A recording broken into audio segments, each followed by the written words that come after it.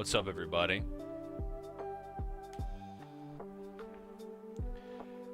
What's up, ISO? What's up, Anthony? What's up, Mark? What's up, Sunday Page? What's up, Reddish?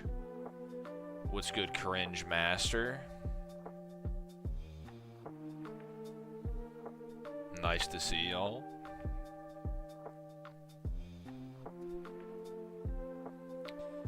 I'm gonna go ahead and pin my latest upload for anyone who doesn't know. Latest upload, new upload. Let's get that video to 10K views by the end of the day. I'm hyped, it can happen.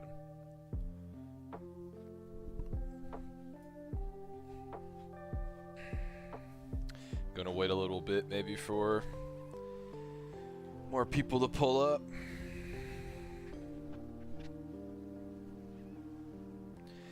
I'll save my Spider-Man thoughts for when I figure the stream is at max capacity. Thank you, Mark. Thank you, Sergeant Anthony. Thank you, Cringe Master. Yeah, I've been trying to keep the ball moving. You know, throw stuff out there, see what sticks.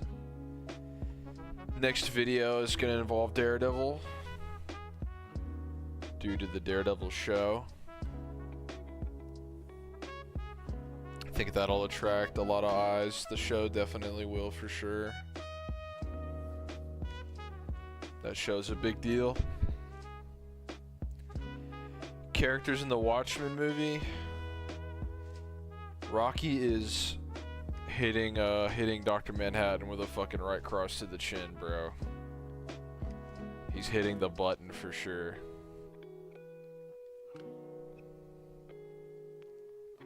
Yeah, I mean, he'd probably beat Rorschach and Night Owl from the movie, to be honest.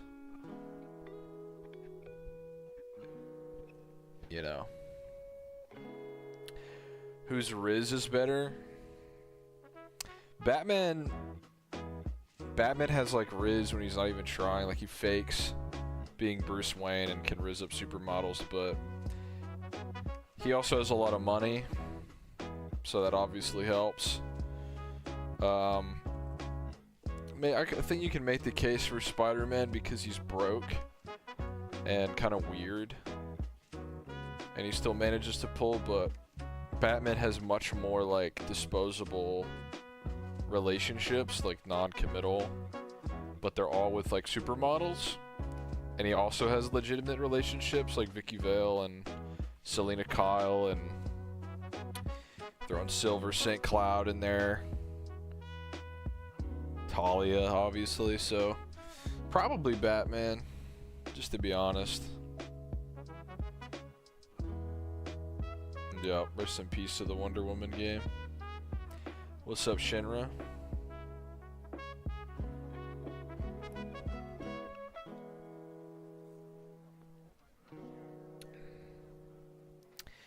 Yeah, but having a wife, that's not really, I wouldn't consider that Riz.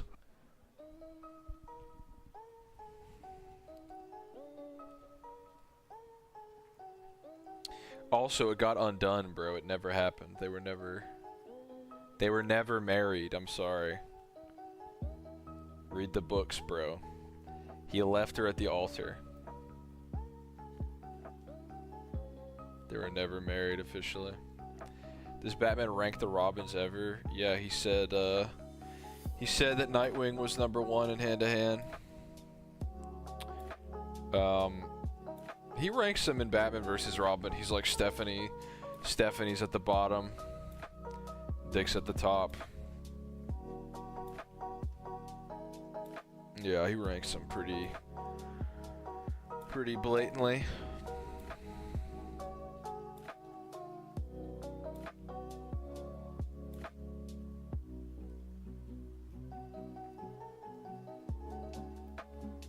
DCU seems to be all over the place. I don't know what you mean. A lot of announcements, but that's all good things. The game stuff is tough because, I mean, the fact of the matter is we really didn't know what that was gonna manifest as. You know, the insider reports from a minute ago was that the game was like basically being like internally rebooted a few times, like development was getting restarted. You know, they're like, oh, we're developing this, but it's not working. Try it again. You know, let's try to do a different angle here. I don't know what you mean, Ath, but I would say no. That sounds quite degenerate, actually.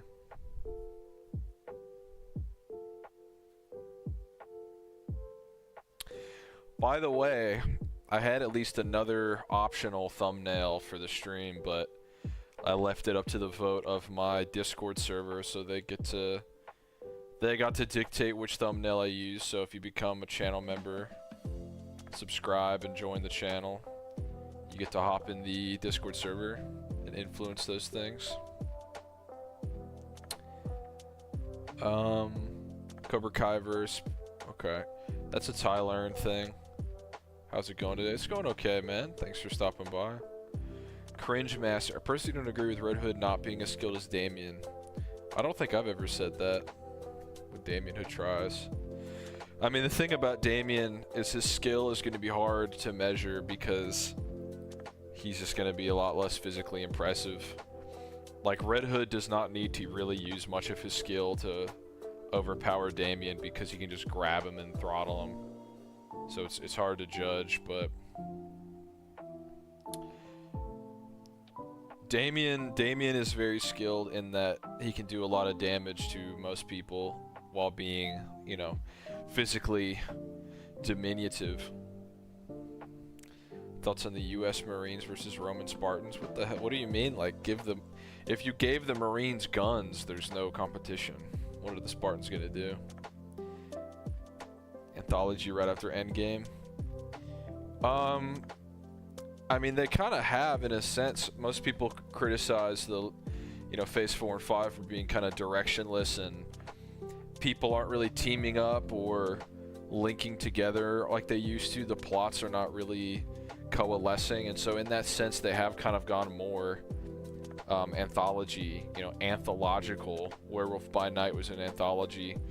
Loki might as well be, since it's so removed from the timeline, you know. Every non-powered character is like Taskmaster.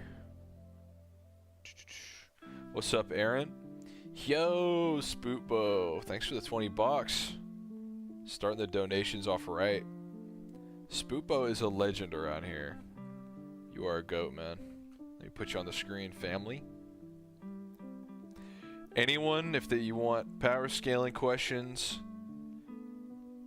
very specifically answered, you guys know what I'm good at. You guys know where my expertise lies, so hit me up. Where does Kratos stack up in DC? Well, Kratos is pretty strong. He's, you know, a multiversal or universal plus tier character, depending on if you consider those terms interchangeable. Multiple universes, more powerful than that. So, you know, I think DC characters conservatively rest there.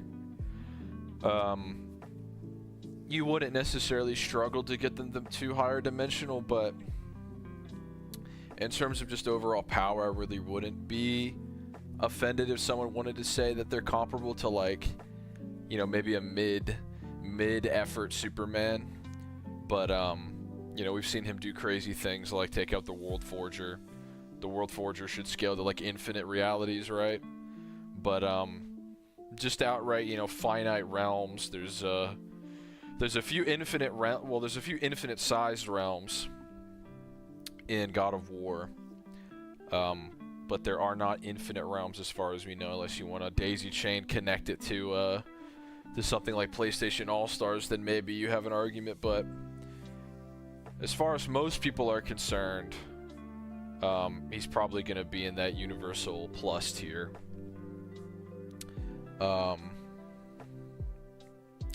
But yeah, you know, if Superman was putting in a good amount of effort, it would probably be done, just using him as the obvious benchmark. But I could see Kratos hanging in there for a little bit. You know, Superman's typically not going all out, so if the two were to fight, I could definitely see Kratos, especially considering he has magical items.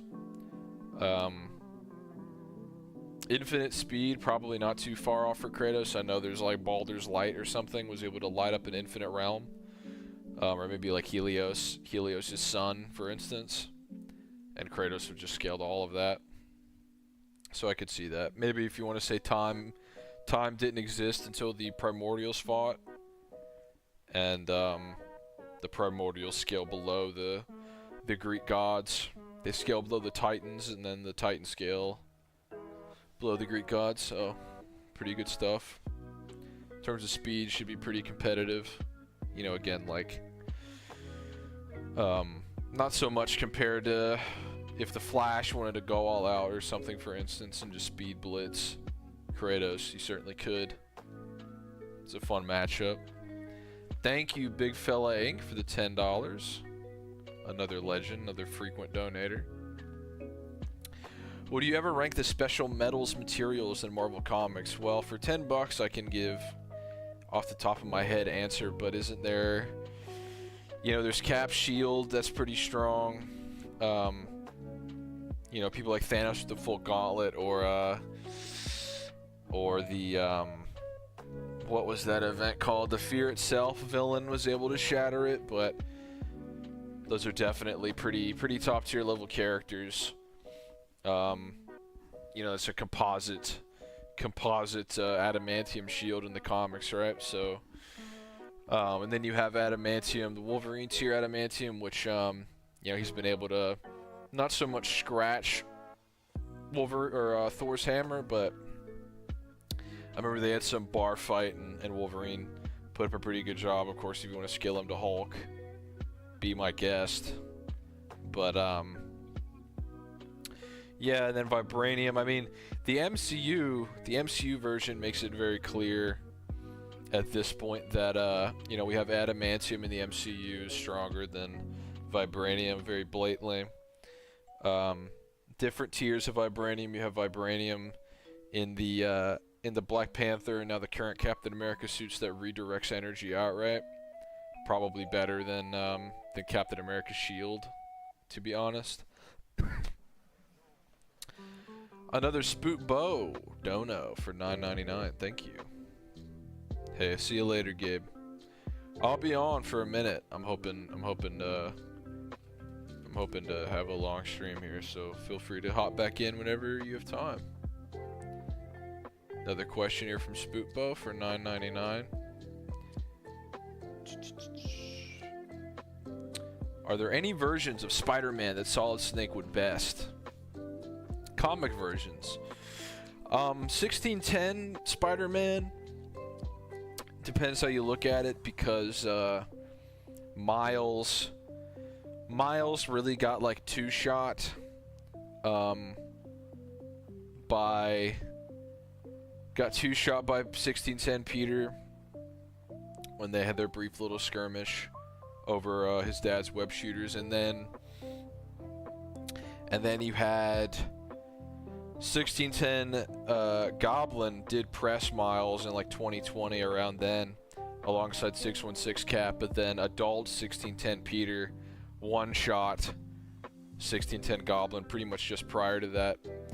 So, you know, maybe there's some interesting upscaling for 1610 Spider-Man, but you know, traditionally most of those comics he's like, yeah, he nearly gets killed by a bullet from Punisher, and then like at best he gets like basically knocked out by a town level explosion. He's like barely conscious.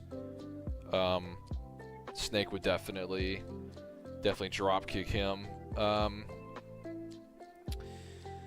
the top of my head, comic versions, trying to think of like specifically weaker variants. I mean, there's a lot of comic inclusion of all the different shows, right? There's like comic equivalents of like Spider-Man and His Amazing Friends.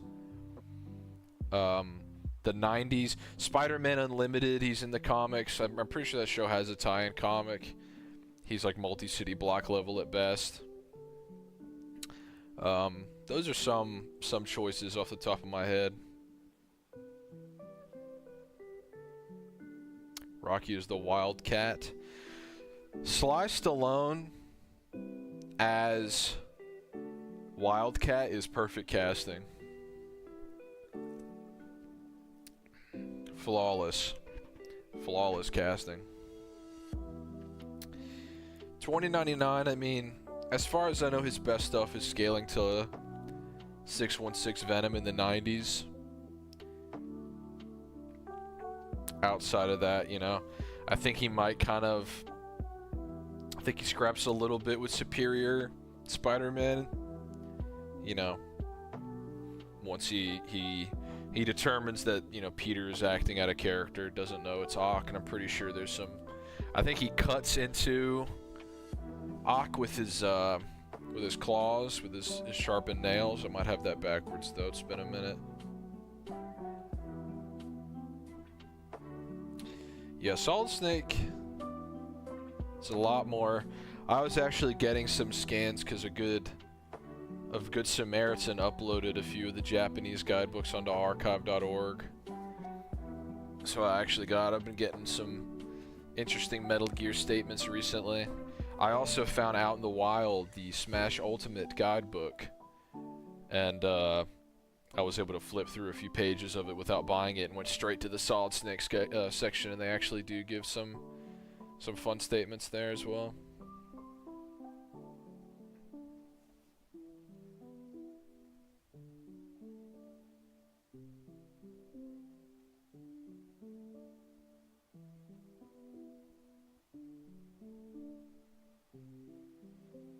One second, my chat is being kind of silly.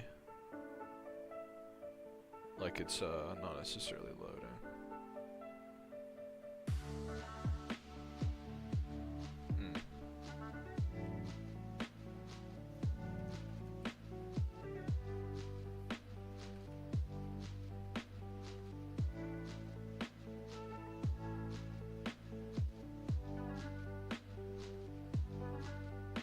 What's up, Stargazer?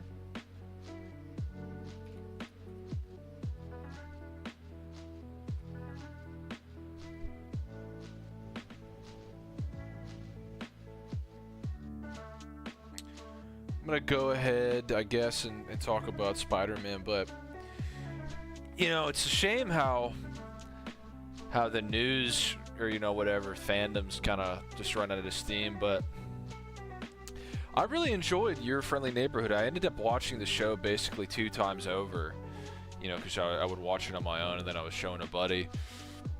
I really enjoyed it, and I think, actually, funny enough, I ended up rewatching a lot of MCU Spider-Man as well. Civil War, Homecoming, Infinity War, Endgame, Far From Home. I've seen No Way Home so many times.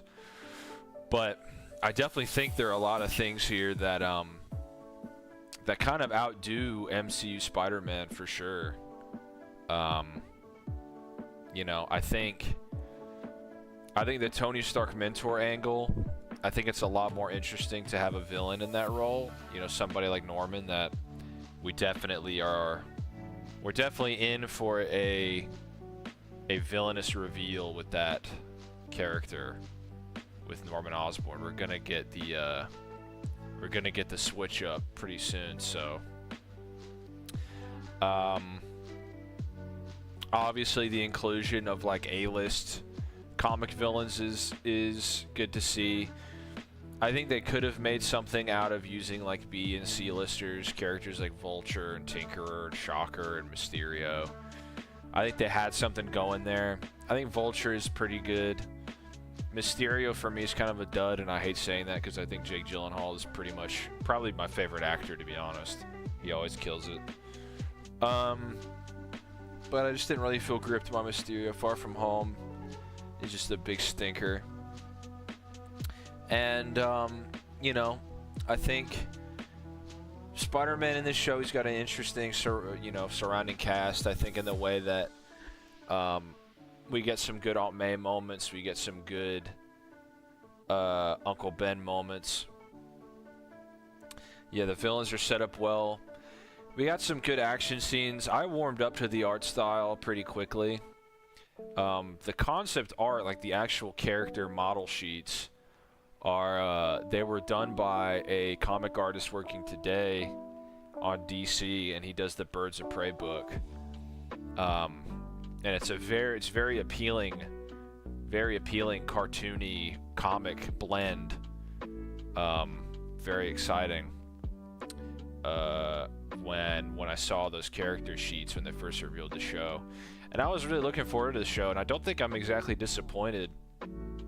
Light Master or Black Tarantula. Yeah, there's a few. Apparently, the show's director, showrunner, or whatever, said they couldn't use Big Wheel. That Marvel Studios said no Big Wheel. So I don't know. Maybe they have plans for him in the movies, but yeah. And seeing Scorpion get done when in Homecoming they pretty much just dropped that plot line to actually get a proper Scorpion. I think it's interesting to see the surrounding cast.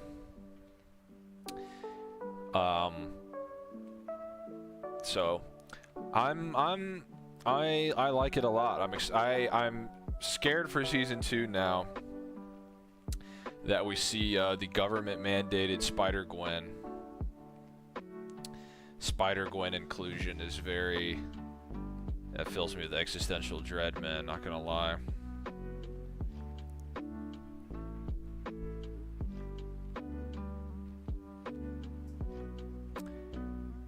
But yeah, I enjoyed the show. I would like to hopefully get some power scaling of the show done. Maybe season 2. We were told that we wouldn't have to wait as long. So, and I'm hopefully gonna get some calculations made here soon for the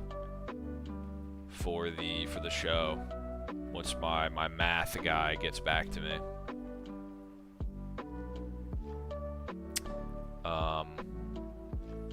But yeah,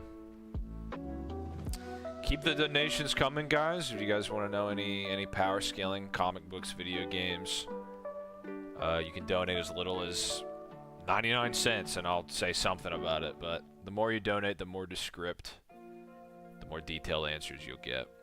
And if you become a channel member, you get all your questions answered after that, and access to the Discord. So join up. Yeah, Scorpion looks really good. He's really cool. I'm excited to see if he has more. I think we're gonna get a Sinister Six. It's just it's something that is inevitable for the Spider-Man character, to be honest. I think actually seeing the Sinister Six will be exciting, but seeing so many false starts of that team getting built up over the years is pretty exhausting at this point. Industry plant, yeah, for sure. I hope they could do something compelling. I think what'll happen is she'll be Norman's student or pupil or whatever after Peter, after Peter, spoilers I guess, but he decides to chart his own path away from Norman. And so I kind of figure she'll be, because we see her with like a pumpkin bomb, so I figure, Norman will have been supplying her with Oscorp tech, and maybe there'll be like a jealousy angle there. Maybe there'll be a like, oh, we can team up, and then Osborn's like, you're not one of my guys anymore. I can't have you interfering. Could be some Sokovia Accord pushing there. Gwen will be she'll be approved of the Sokovia Accords, but as long as Peter's not working for Osborn, it's not going to happen. He's not going to be registered or protected any longer. So unless I get a donation or a channel member to ask me about the new show, that's probably all I'll say about that for now. But overall, really enjoyed it. I think there's a lot of elements that the MCU kind of fumbled that this show could easily continue to improve upon. I just hope it doesn't fall into the trappings of so much Spider-Man media, which is like more spider people makes Peter just less interesting, Nonetheless, good first season. That can never be taken away. Spider-Gwen could have waited a season more, exactly. Yep. Yeah, they're bringing Gwen back in the comics. That's very cringe. Nobody wants to see it. Nobody does. Gwen Stacy is basically how I feel about Jason Todd, which is the point of the character is to be something that the hero lost. Instead of like, I mean, you know, somebody did do a monkey's paw thing where there's a post about like, oh, Winter Soldier, Red Hood, let's see it with Gwen Stacy, and they got their wish. It's cursed. Starkiller or Revan, if you donate, I'll answer that. Video game franchises to power scale. Metal Gear Solid, Legend of Zelda, a lot of the Marvel video games, the Insomniac video games, the Arkham Batman video game series. I know a good bit of God of War, some fucking Fortnite scaling, I guess. Infamous, I really like. Power scaled that series pretty thoroughly. Yeah. Have you ever read Berserk? I have not. I think I actually have read a few chapters, but I mainly just watched the 3 movies that were on Netflix at the time. I'll probably get around to it one day, since it does actually have like an ending for the most part, right? Like, how long has it been since a new chapter of Berserk came out? I could catch up. What do you think of the latest Death Battle season? Not really invested. If a matchup, I think, you know, honestly, if I see a matchup that I know they'll get wrong in some capacity, and it will make me mad enough to motivate me to watch it, then that's kind of where I'm at with watching Death Battle. It's definitely hate watching. I'm just expecting them to mess something up.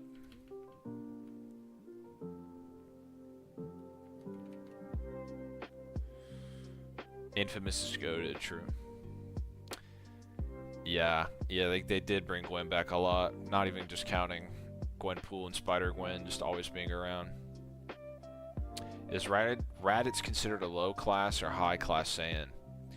I think he's high class compared to the Saiyan race. It's hard to say. Listen, by the time, you know, Raditz is at all relevant to the story, he's one of like 4, if you count, not even, I was gonna say if you count Vegeta's brother, but like, to be honest, he's like one of 3 Saiyans that actually like have any care for Saiyan society as it was. So the class system is kind of irrelevant by then. We got King J, Rocky Balboa versus Mr. Satan. I'd give it to Mr. Satan, as much of a Rocky connoisseur, Rocky fan I am. Mr. Satan, you know, he gets backhanded by like holding back Cell and like crashes into a mountain. That's pretty good, not gonna lie.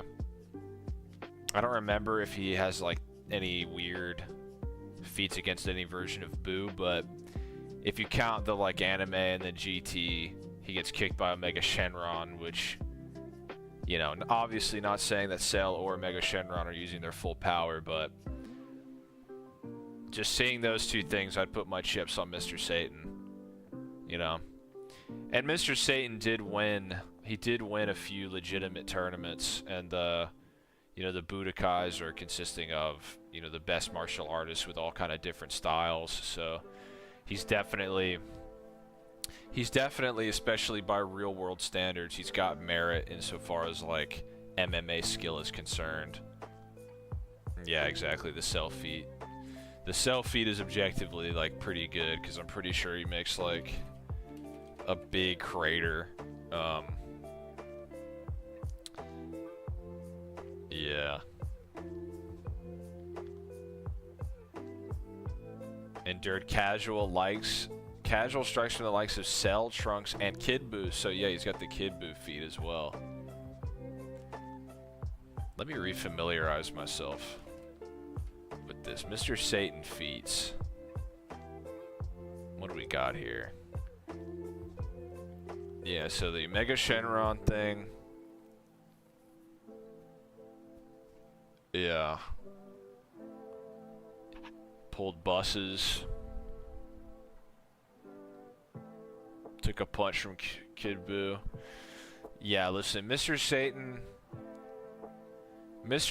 is like a low tier character in, you know, one of the higher tier verses, you know, in pop culture, so you can't take that away from him.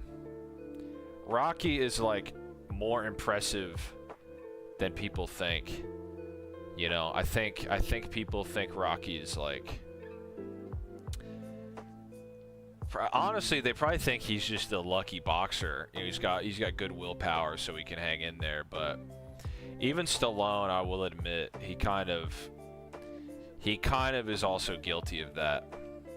You know, he just seems to forget or ignore the training he does in 3, especially a lot of the time. He's like, oh, Rocky, he's not a good fighter. He fights good fighters. He's not a good fighter. He knows that, like, the movies that are most well remembered see him as the underdog. But yeah, even with Rambo scaling, listen, I just gotta give it to Mr. Satan, bro. At no point in any of the Rambo movies does a fucking solar system buster even casually backhanding him.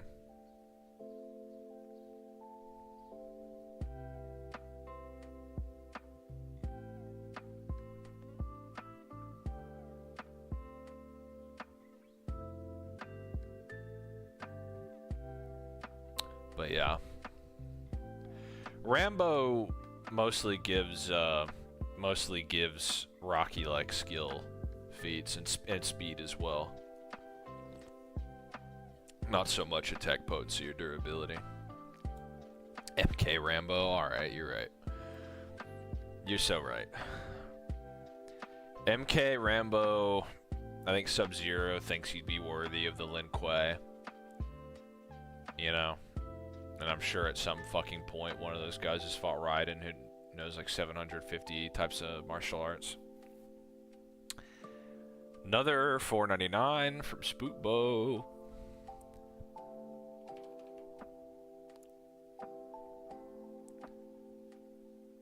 Put you on the screen, goat.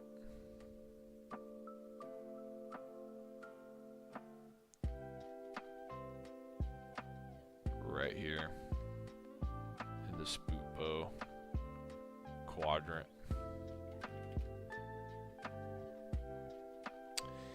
Spookbo says, the status quo can be annoying, but is there any changes to the status quo in comics that you hate to see? Changes to the status quo?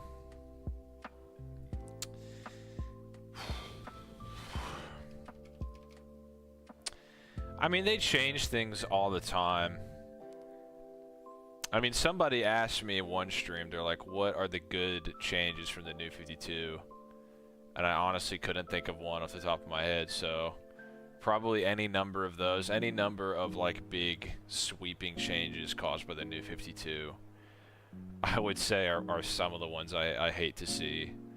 Like getting rid of Wally, getting rid of like most of the Titans and their continuity.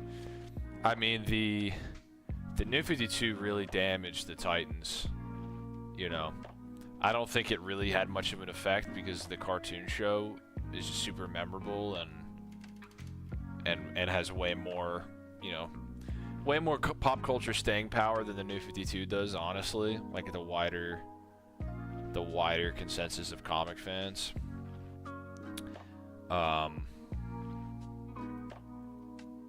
Thank you, NCR Chad, for the 99 cents.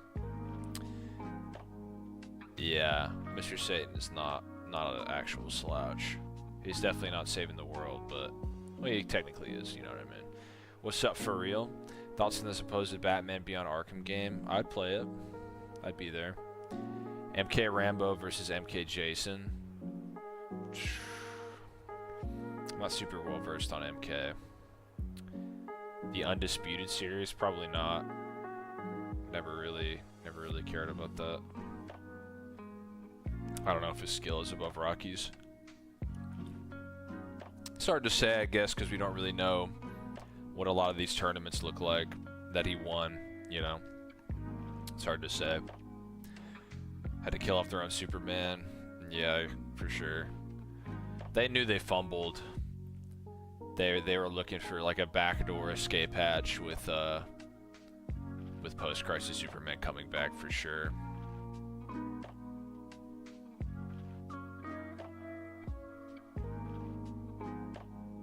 Had to press the, you know,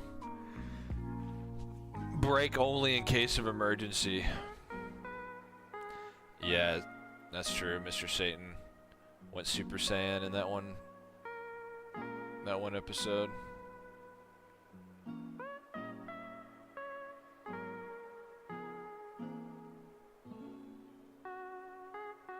It's facts. What's up, Mona? New 52 Rebirth, which is better art? Nah. Sure, you can find good and bad art in both. I don't think there's really a definitive way to gauge that. That is like super subjective, really. It just depends on what artists you like. I don't think many artists from the New 52 like stopped working with DC into Rebirth though.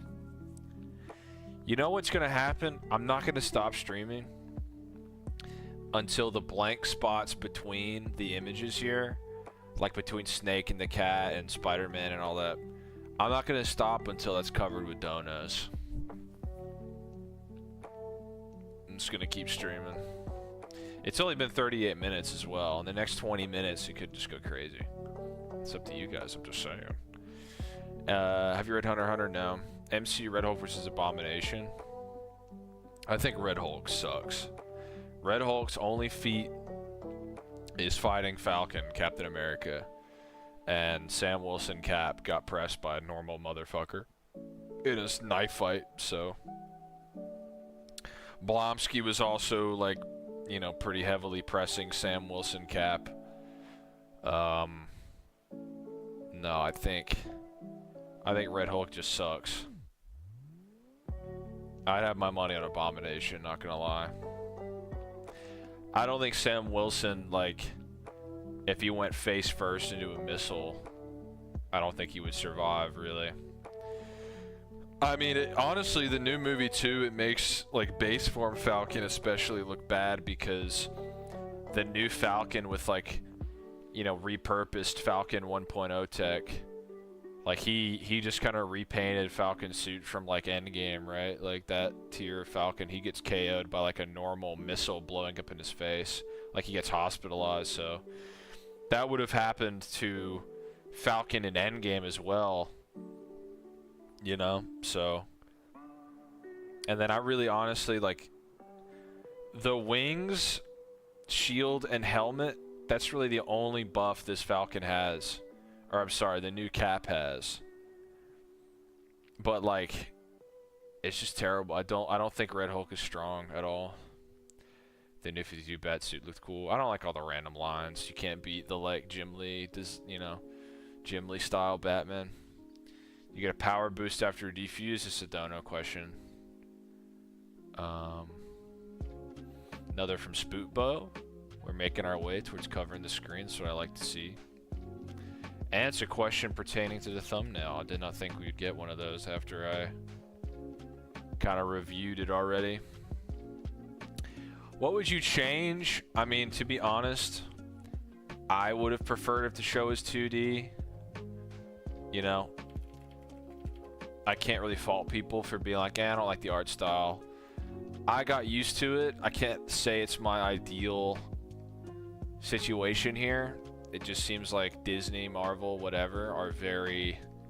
Their 2D animation is pretty much wholly in the back, you know, the rear view window. But yeah, I would change it to be 2D. I would also... they want to do a new spin on Uncle Ben where he matters and they bring him up frequently and it's not just the one lesson, right? However, I appreciate that. That makes sense. It's realistic, right? That Uncle Ben, you could find new ways to make him relevant, right? That's not just about with great power. However, Uncle Ben died before Peter ever got the spider bite in this show. And I honestly do not like that at all, because you just simply have to have Peter be responsible for Uncle Ben's death. Otherwise, we're just not really talking about the same thing. You know, it's not really truly Spider-Man to me. Now in my head, I do a pretty good job of kind of just ignoring that while I watch the show, because it's not really like Peter is less heroic than he probably would be if they wrote that, you know, great power or whatever into the show. But that's something I would change. I would try to maintain that Peter was responsible for Uncle Ben's death 100%. Because it just raises questions, right? It's like, did he get shot? You know, was Peter responsible for his death, but like only in the sense that Peter led him to his death? Or, you know, because let's say he goes somewhere and then a guy happens to jump and kill Ben. Peter didn't have his powers, so really, you know, there's literally nothing he could do unless he's like fucking Batman, or he's like, I could have done something, you know. He's an 8-year-old, no powers, no training. So I don't know, it's a big problem.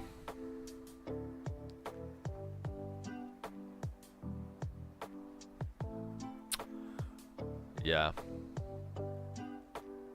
Would you sacrifice the new show? Listen,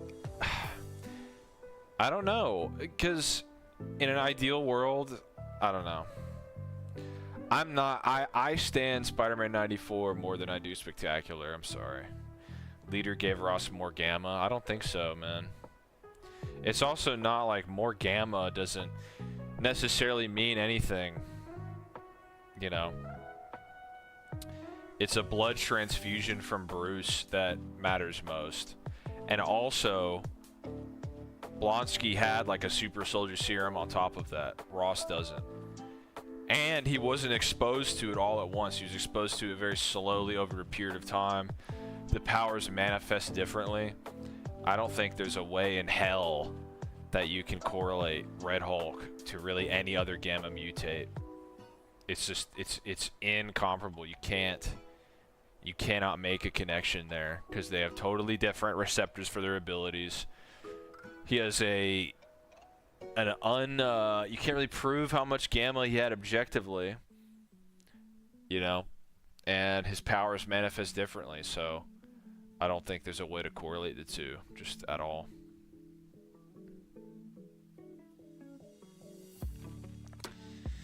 I don't mind NCR Chad, because you donated earlier and didn't really ask a question, at least with your donation, but I don't mind changes because the purpose of the show is that it is a multiversal kind of what if. I'm not gonna...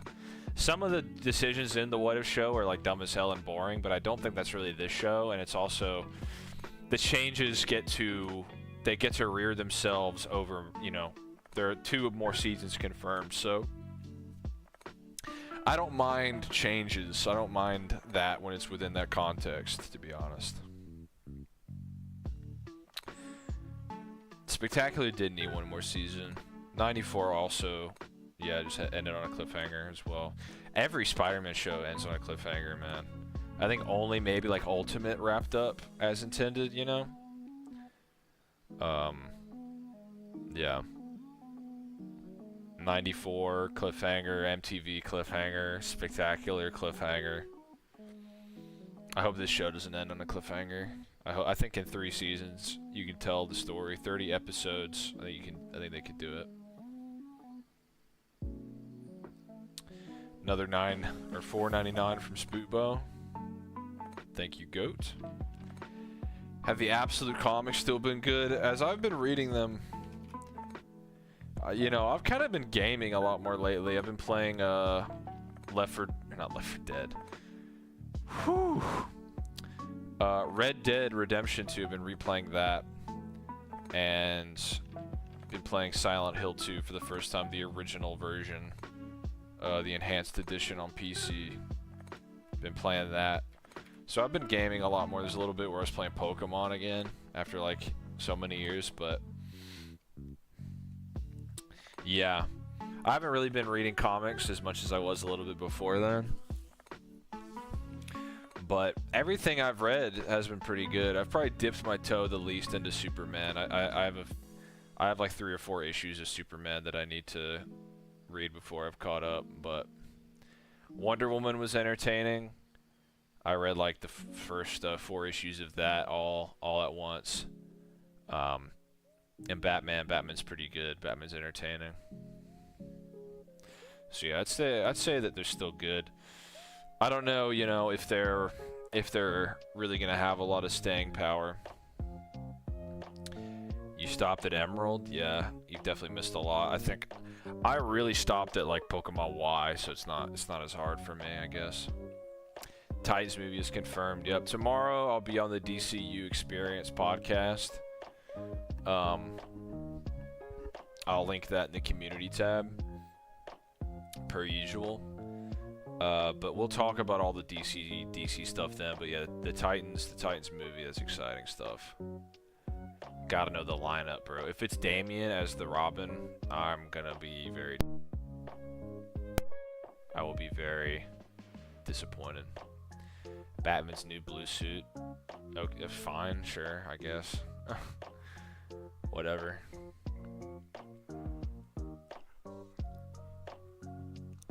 Excited to see the book get taken into new places. You know, we'll get Hush 2. Hopefully there's something to say there. I think Jeff Loeb is obviously he's written some classics. And I've been enjoying Last Halloween. It's a cool little Batman and Robin story. Favorite is Crystal. Yeah, that's one that I really didn't sink my teeth into. Gen 3, Fire Red was really my gateway. I played like Silver a little bit before then, but I was really, really young. Ideal lineup is Dick, Donna, Wally, you know, Roy, and the show cast, you know, but that's probably gonna be too many characters. They're just gonna do the show cast. But I really want Donna, Wally, and Roy. I really want them to have their shine. Yeah, Arthur Morgan is sick. Delta looks way better than Patchy Slot, for sure. The models look better sculpted. The effects and everything looks a lot better. Immortal Thor run. Okay.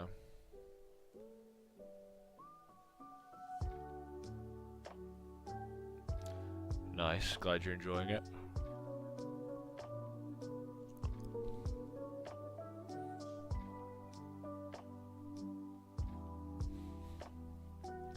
Yeah, Delta's exciting, man. I look forward to that a lot. We live in a world where Silent Hill and Resident Evil and Metal Gear, those all went pretty dark at one point, but all those are back on the menu. Silent Hill and Metal Gear especially. It's a different world. We thought it was over. It was a dark age, man. OG Titan show might shaft the roster for the movie. What do you mean? OG Titan show. Do you mean the like HBO Max or DC Universe fucking show? And what do you mean by shaft? I don't get it. Gotta get back to work. Keep up the good work, Goat. Love the new video. Thank you, Spookbo. Appreciate you. Appreciate all the donuts. You're very kind and very generous, and I enjoy seeing you in these streams. Enjoy answering your questions.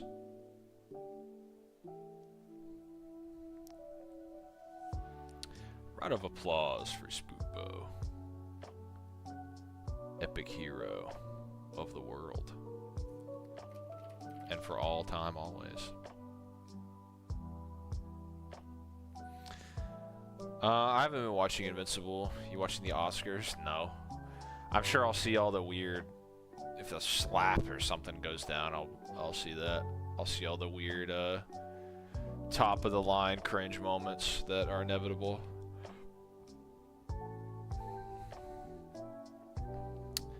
Because there's always something that goes down in all these. Yup. It's good. It's good stuff. And you know, we have Silent Hill F on the way. Still have that in development. You know, we've gotten really 2 console Silent Hills, and you know, I'd have to check. Let's see.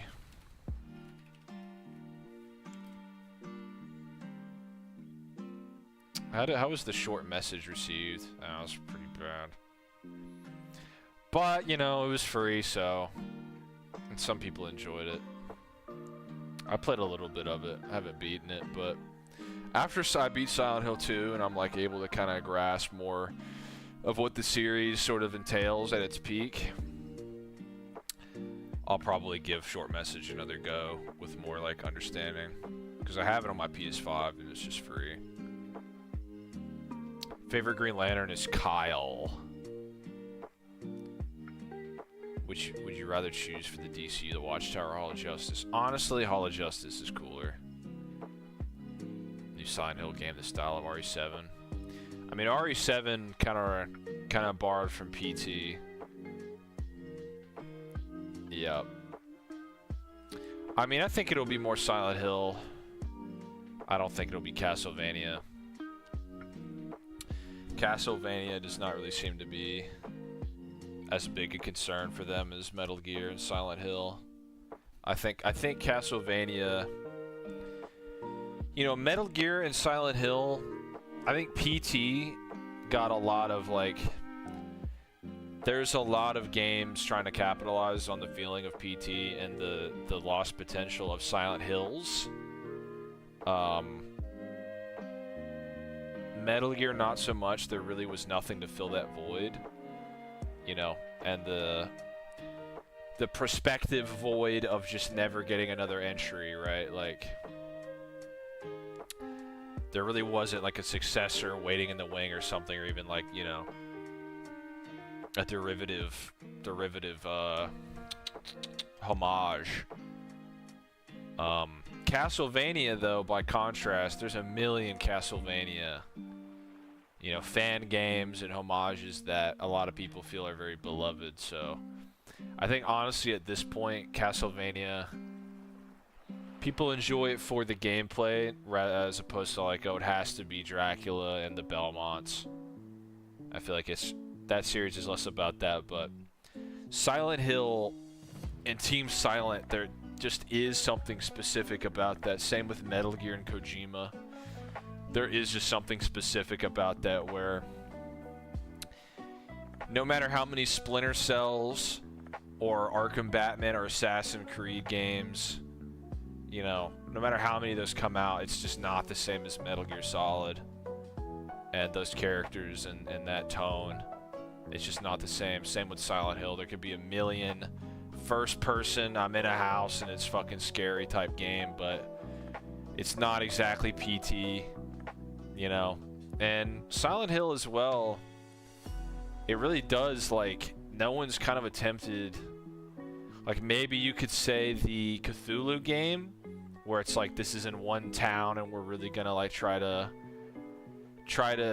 explore every notch on this one specific town and its inhabitants and shit like that. But Silent Hill is unique in that it has the setting, it has the vibe, it has kind of the cast of characters, you know, especially the first four. Kingdom Come Deliverance, people enjoying that. That's cool. You get the Ultimate Spider-Man for your PC for free. Yep, it's abandonware. Same as the case with Silent Hill 2 and 3 on PC. Those are abandonware, so anyone can just download them for free. No problem. No real piracy.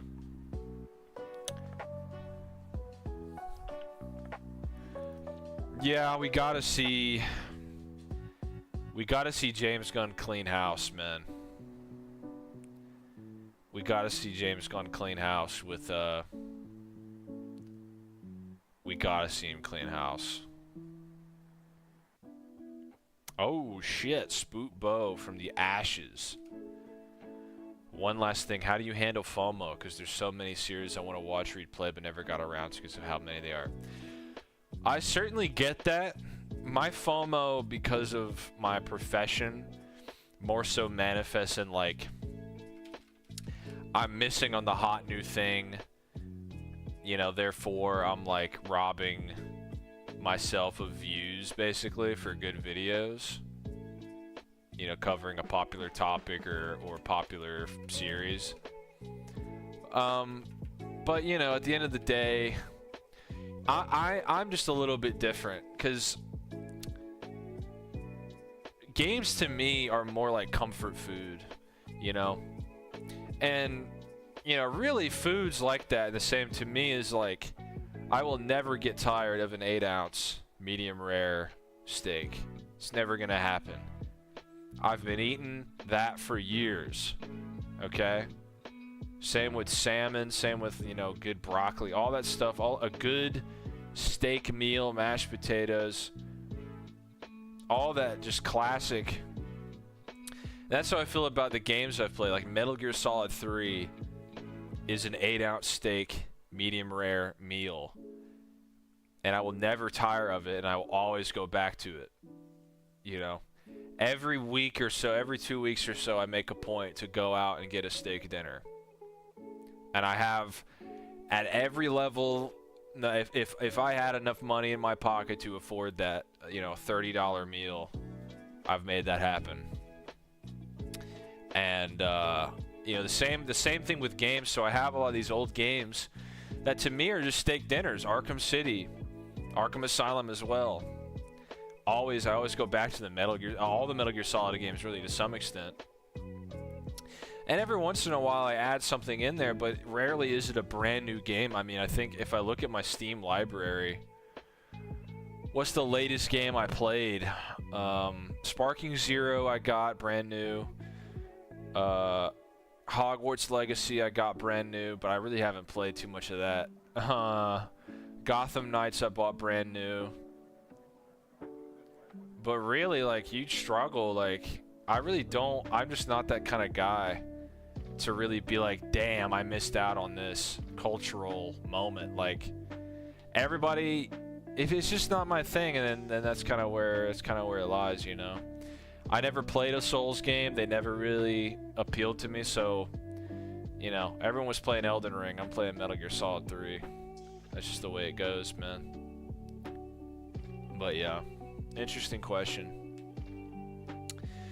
Do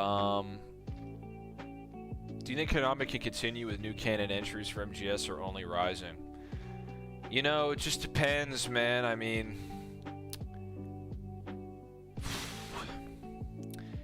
I consider Rising to be canon, but I understand why people make that distinction. But I think, you know, Delta looks good. When you really look at the series at a macro level, if you were to take MGS3 and do what they're doing to it, which is make it just lean a little bit closer to Phantom Pain, once you have that down, once you have the layouts, once you have the enemy AI surrounding that to accommodate for that, Snake's movement, if they manage to hit the nail on the head there, at a gameplay level, they could really make minute changes, and they've pretty much mastered what it would take to make new, proper Metal Gear entries. I think there's right potential all over the timeline.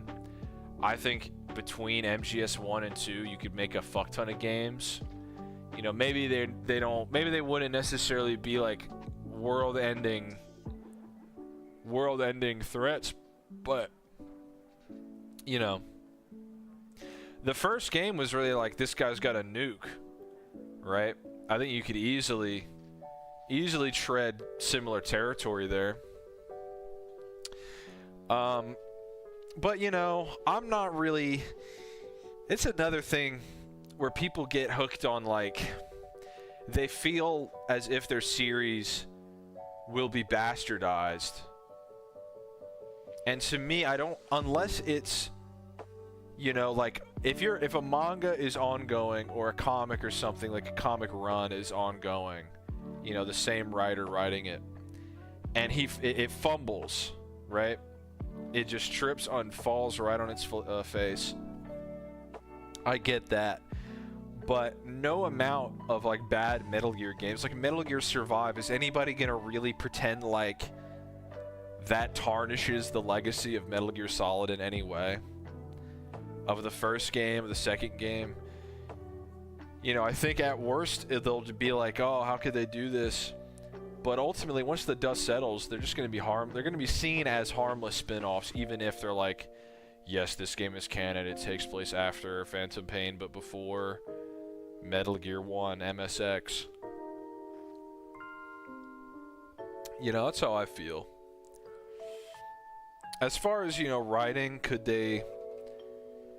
I think you can carve out your own little niche in the timeline. You know. And I don't think it'd be especially difficult to write for Solid Snake, I'm not gonna lie. So, you know, this is what it is. Phantom Pain was the best, agreed. Well, gameplay, game feel, I'd say sure, gameplay's a little bit different.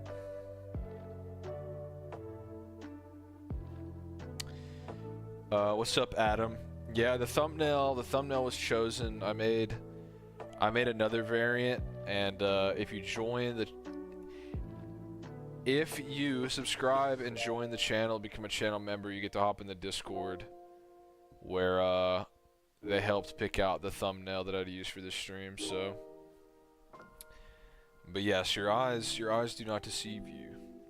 I talked a little bit earlier. It's more of like from a writing perspective. Like I think the show makes a lot of good choices compared to the MCU Spider-Man that I prefer in the show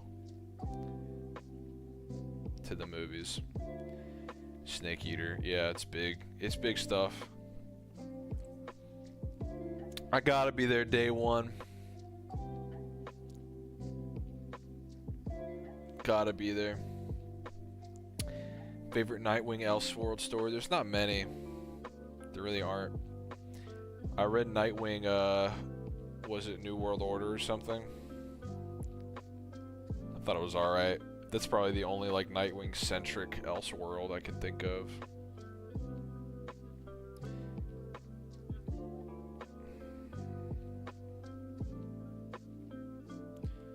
X-Men Legends and Ultimate Alliance. Facts. Only thing that sucks about Ultimate Alliance on PC is the like controller shit is super fucked up.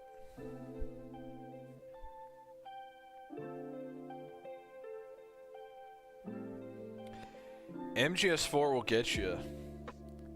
There's a few things in that game that are just daggers, man. Do special presentations? I think that'd be sick. Enjoyed Far From Home. Far From Home has some enjoyable elements. The problem is I just don't think the Disney Channel like TV movie vibe for Spider-Man, that's just not what I want to see, you know. I want to see cinematic gold. I want to see them take it seriously with gravitas. They really don't take MCU Spider-Man seriously. And I'm gonna be honest, you know, like, they make a great effort to distinguish themselves from the Raimi Spider-Man, especially up until No Way Home, where probably the criticism got to them. They're like, shit, just this would be so sick, just give the people what they want. You know, have this be his version of Spider-Man 1, really. You know, he fights Goblin, his fucking... His mentor with great power, progenitor, dies. Yeah, I agree, Sergeant Anthony. But yeah, like, I think it would have been better, honestly, if they just tried to fucking rip off as much of the Raimi movies as possible. Like, why do you have to be unique, right? If they rebooted it, to be honest, and they just said Tom Holland was, you know, fucking... Like, let's just say hypothetically, right?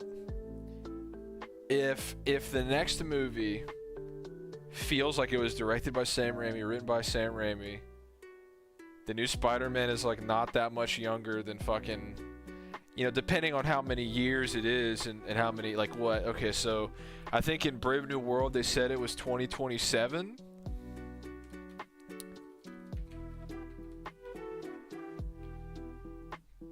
I think No Way Home is set in 2024.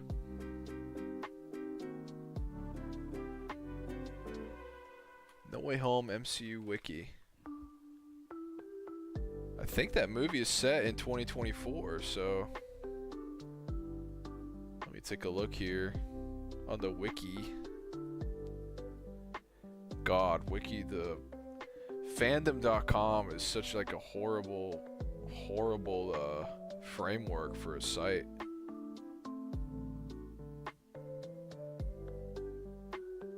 Let me see here. God damn it, they just won't say it. When is No Way Home set?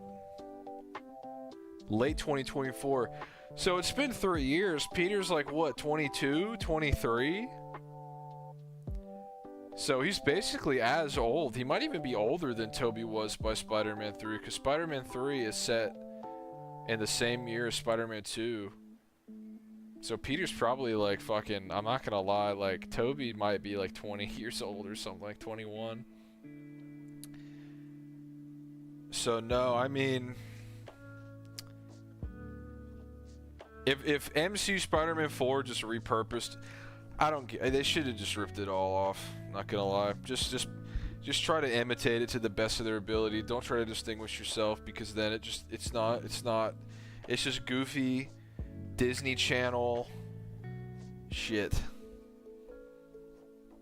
IMOHO. Force Unleashed for the Wii. Good for you, bro. Hopefully things are good with Rift. Yeah, Rift, it was just a miscommunication. It's all good. Spider-Man 4, we taking inspiration from the Batman. I don't believe any rumors about Spider-Man 4, because the plot, no one knows. The fact that they like got rid of Kang means that there's just no point in trying to predict the MCU, and also Brave New World, bro, like a trailer from 3 months prior to the movie's release is like practically unidentifiable compared to the actual movie. You know, it's crazy.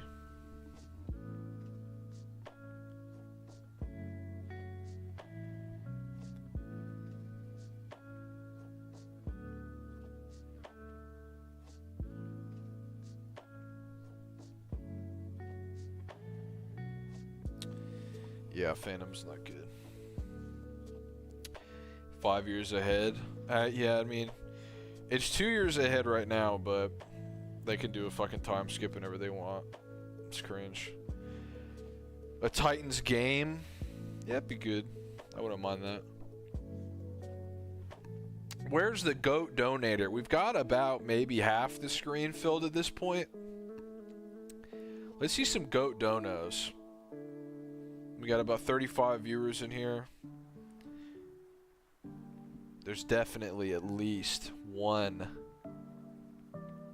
glorious oil baron waiting in the chat. I really do believe that. Any question you got, I'm game. And if you want to be like a good Samaritan and shit, if you donate like, let's say $30. If you donate $30, let's go, I'll say 50. If you donate $50, then everybody's questions for the next 50 minutes are free.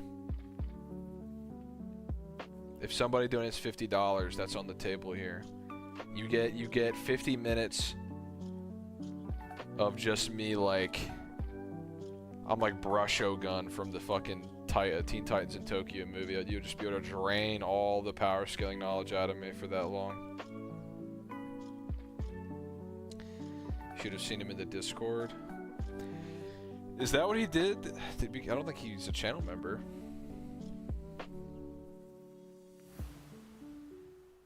Sergeant Anthony's been a member for 4 months now. Thank you. I'll put that on the screen as well. I'm very thankful to all support, but being a channel member, that's goated stuff. So I gotta put that on the screen for sure. For sure, for sure. I'll make that fit here-ish. That looks good to me, right? Hope Spider-Man's far more grounded. We ever getting avatar scaling? Yeah, dude. The big blue people are pretty crazy, bro. They can definitely dunk. They can dunk from the free throw line. Maybe for the new avatar, I'll dip my toe into it. I don't know. Depends how hype I am. I never really finished Korra, so.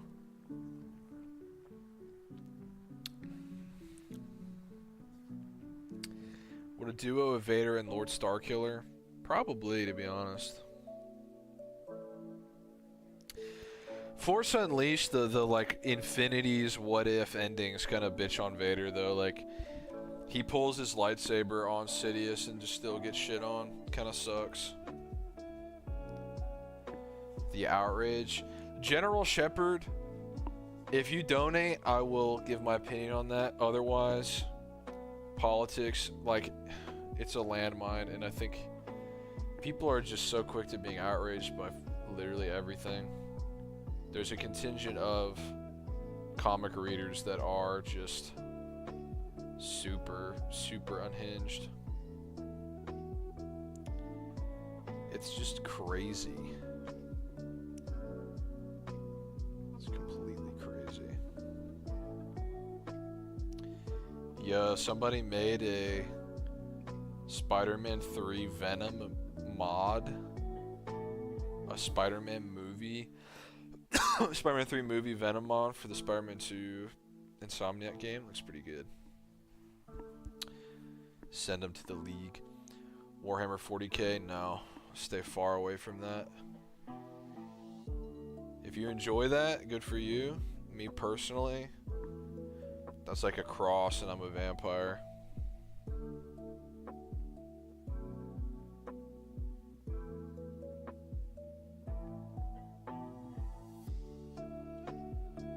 Scary stuff.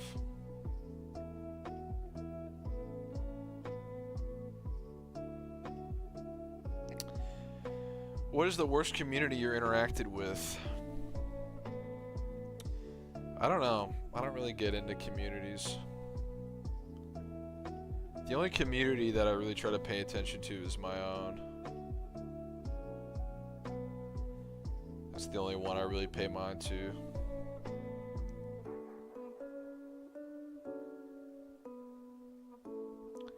Why do you avoid Warhammer? First of all, it just doesn't really interest me. That's the main reason. And it's also just a bunch of stuff. Just a bunch of stuff to get into. Too much for me, I fear.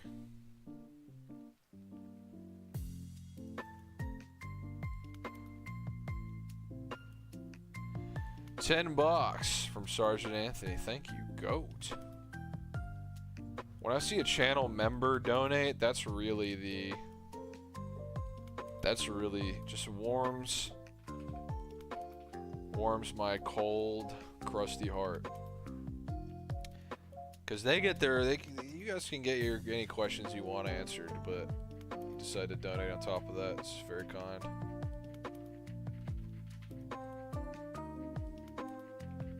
$10. Would you like to see Henry Cavill try to redeem himself as Superman for one last time? Have a good send-off? I agree. I do, actually. I mean, it's not like an imperative of mine. It's not something that I'm tossing and turning, lying awake for. You know, it's really not.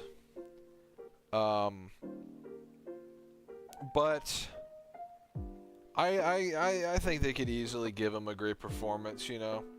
There's obviously, I acknowledge that it is sad he never got that chance because he clearly loved the character.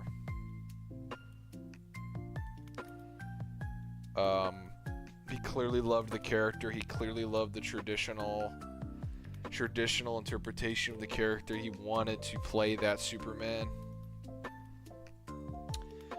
So no, yeah, I definitely think I would like to see that. The thing is, though, is there are people who are just so attached to that.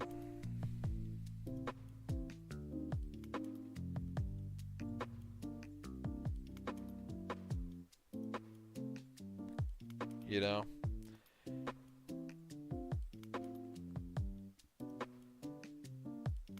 People, that becomes more important to them than DC. My goal as a fan is to see these characters interact in a way they haven't been able to on the big screen and tell stories that compel me and move me as a lifelong reader and watcher.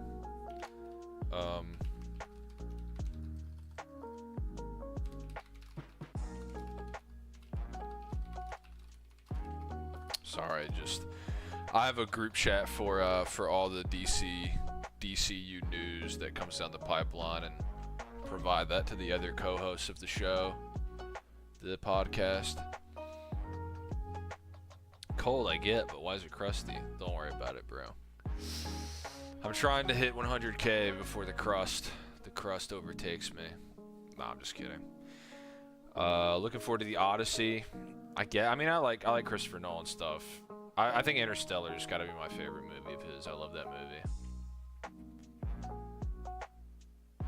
How do you feel about Brandon Skelder?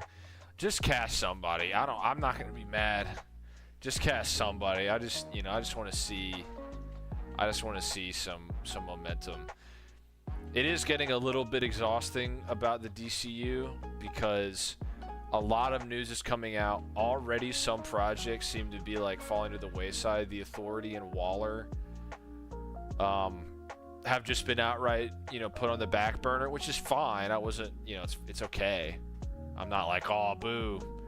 But I just want to see Superman. I just want to see something from this new regime manifest, and then I can believe and get hyped for the momentum here, because otherwise it's kind of vacuous hearing all this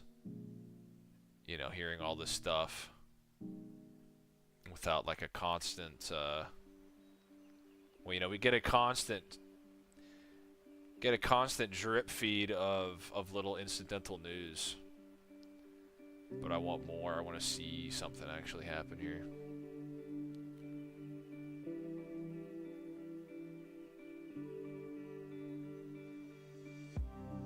That's just me, bruh. Just where I'm at. Yeah, Interstellar is great. DC Experience exclusive news. Yeah, for sure. Is your draw from early? No, I think it'll be pre-Crisis. That's kind of what James Gunn said. It'll be more Silver Age stuff. Silver Age stuff that he's going for. Yeah, James has also said that as much as well. He's like, people know origin stories.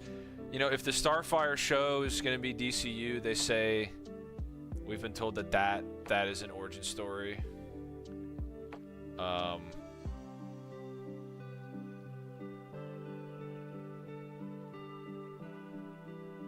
So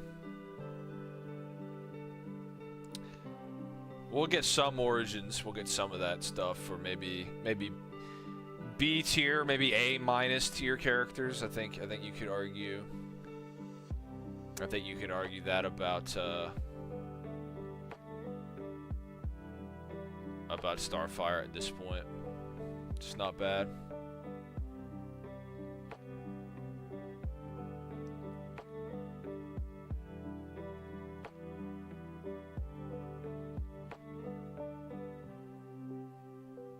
Yeah. Top 5 Batman stories. Top 5. Black Mirror, Prodigal, Battle for the Cowl, does that count, you know? Grant Morrison's Batman and Robin, you know, need I name more? No, I mean, year 1, Black Mirror is genuinely top 5 Batman story. Long Halloween, I probably have a pretty typical Mount Rushmore.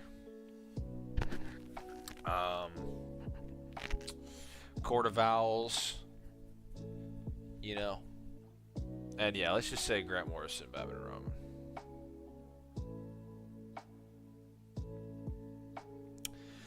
I know plenty about Bruce Lee going in.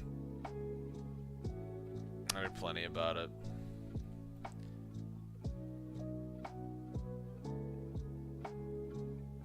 Yeah. I don't think that's 45 miles per hour, though, is the thing. Which is what he'd have to clear to even be, like, faster than the fastest real boxers. Yeah, it does seem like that. I mean, what we know about... We kind of actually have a good idea of dynamic duo, where James is like, yeah, maybe we can make it DCU, but he'd have to change a few things about, you know, the characters, which to me means that he does have something in mind for Dick Grayson for sure. Yeah, I'm sorry, bro. Bruce Lee sucks. Rocky would thrash Bruce Lee no matter what. I'm sorry. Batman Vault book. Oh, really? No, I've never heard of that. I know there's a few, like, anniversary collections that they'll do.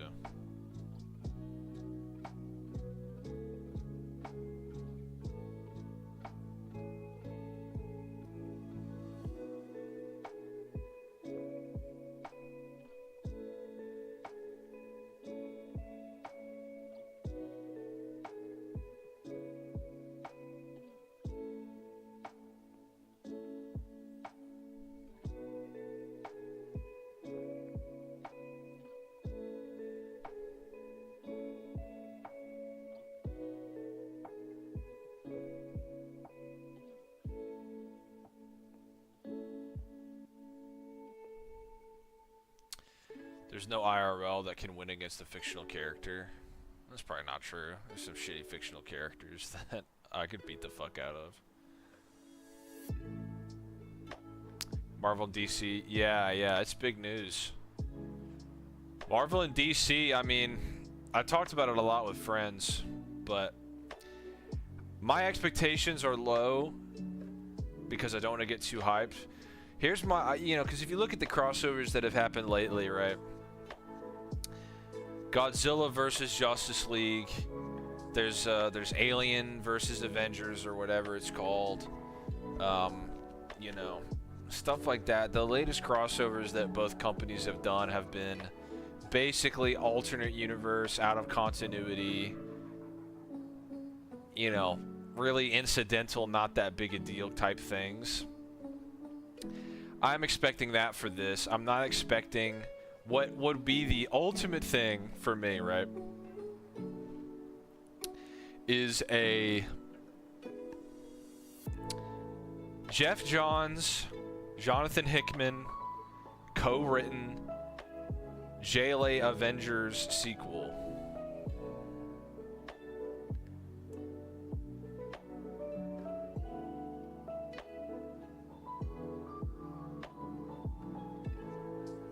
That's what I would want. I would want two people who are professionals at analyzing what makes the two respective universes tick at a thematic level, that understand the continuity, that understand the characters, and address it in the same way that JLA Avengers did, and have it be a canonical sequel.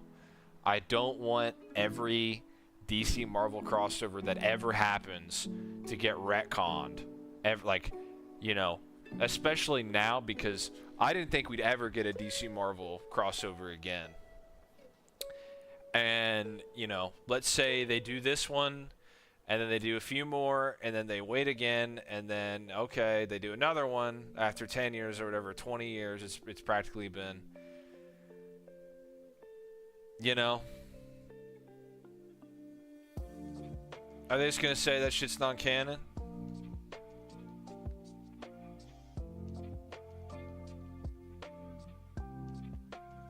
It's tiring, bruh.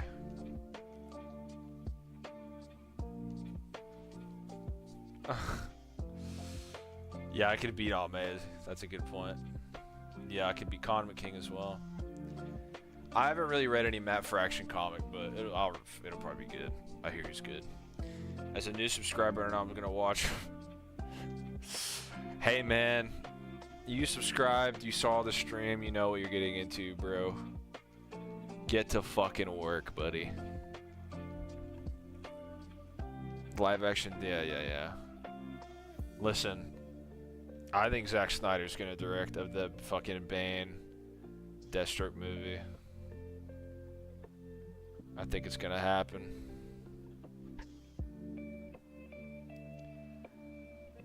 And I fucking hope, I hope James Gunn is able to rein it in. Gold Taylor, what a goat.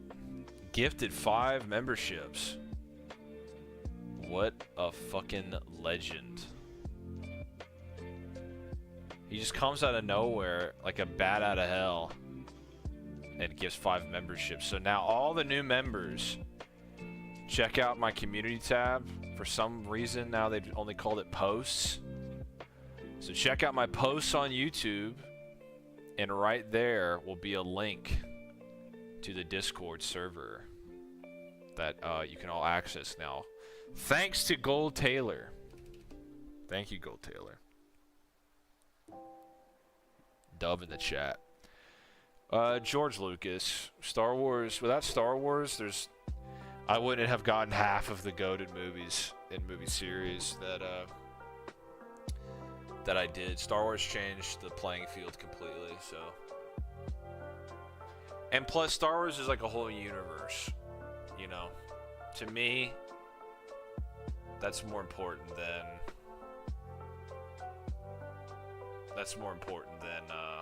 than 3 god tier movies. Just not gonna lie.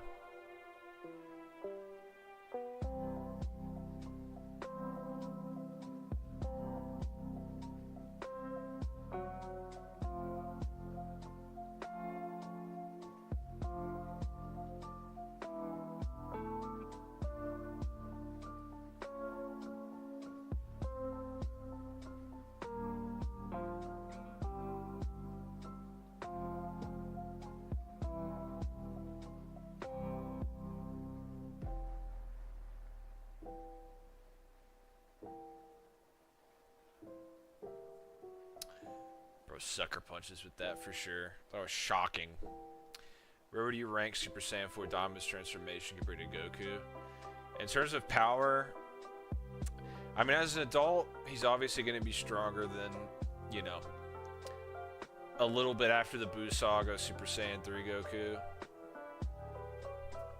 It seems to be the case. I watched the most recent episodes of Daima, and I watched the first episodes of Daima. It just ended up being the case that I kind of missed a few in the middle there. But that being said, it would seem to be the case that Goma keeps adapting to the people he's fighting, right?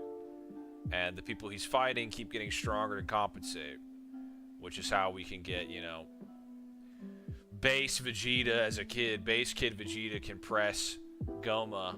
Then he goes Super Saiyan 3, and then he can press him still, and then but Goma just adapts, but because of the third eye, and then kicks the shit out of Vegeta, right? Super Saiyan 3 Kid Vegeta, which is also, you know, pretty crazy because then base Vegeta does better than that. Base adult Vegeta outperforms Super Saiyan 3 Kid Vegeta, so them being made kids was a massive nerf. So in terms of power, if that's what you're talking about, I can talk about like a design or transformation scene exactly, but in terms of power, you know, Super Saiyan 4 is probably just, as you'd imagined, it's gonna be above Super Saiyan 3, but between God.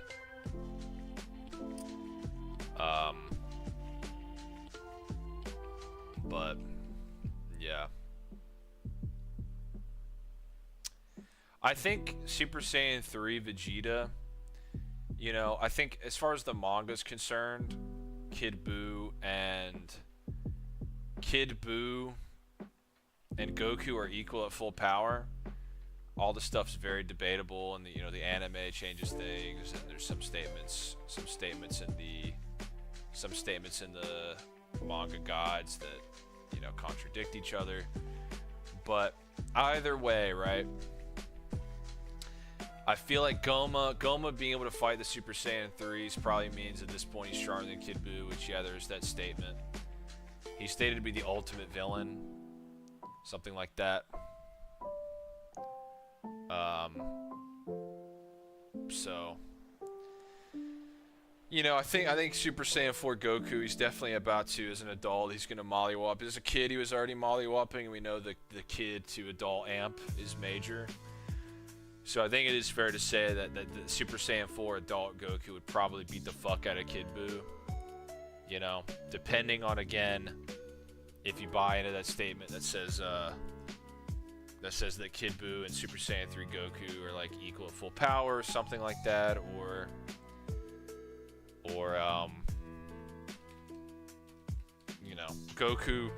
Goku and Kid Buu, they're the two strongest. They're the only ones that can understand each other.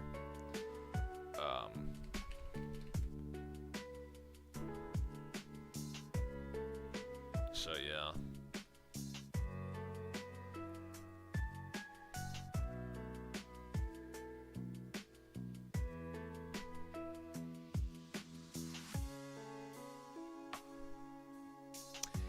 If you can introduce Cooler into DBS, where and why? Thank you, Tortoise, for the $1.99. Fucking bro, say Cooler is Frieza's fucking training partner when he becomes motherfucking Black Frieza, bruh.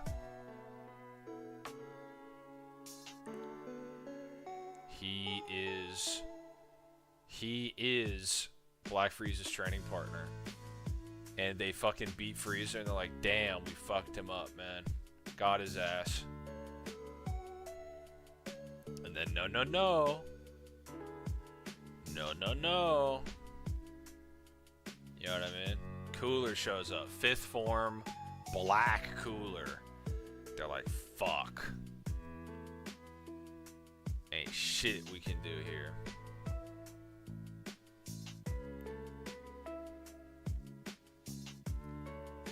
Ain't shit we can do here, bruh.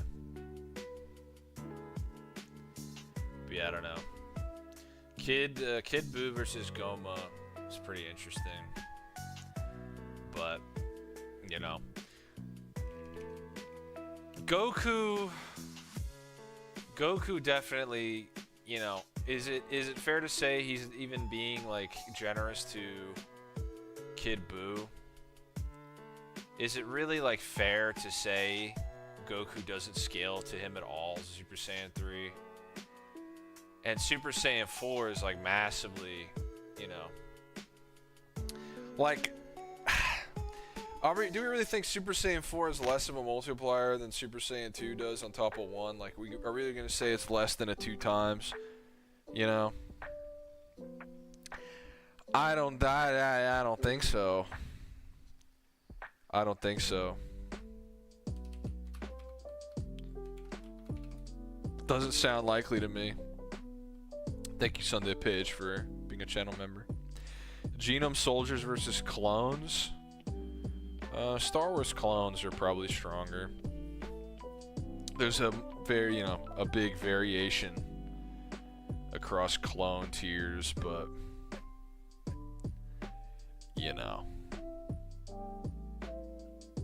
what are you gonna do?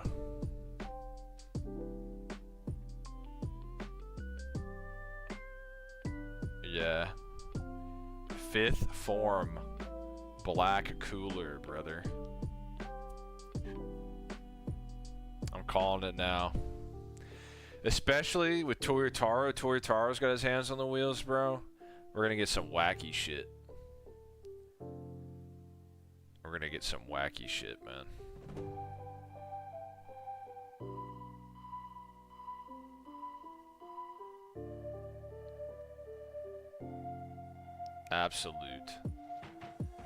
Absolute insanity, bruh.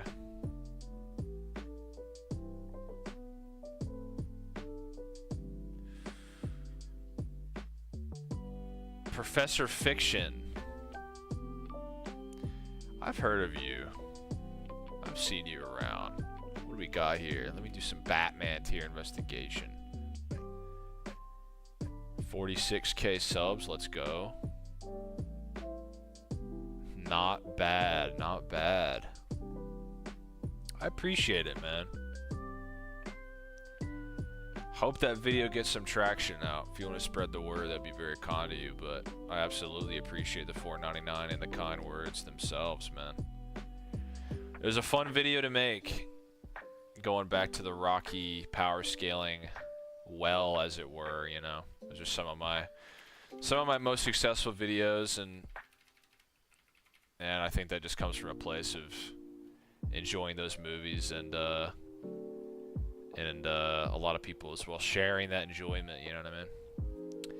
Volume 2 Master Collection, agreed. I think getting potentially like Portable Ops. Yup. I've seen you around, that's it. That's where I've seen you from. Glad you could stop by, bro. You put out some bangers for sure. But yeah, seeing some Peace Walker, some Portable Ops, even Ghost Babel lore I'd be interested in. That series or that game, that spin-off doesn't have a lot of stuff. Some stuff for the Acid games. I'll take it all, bro. I'll take it all.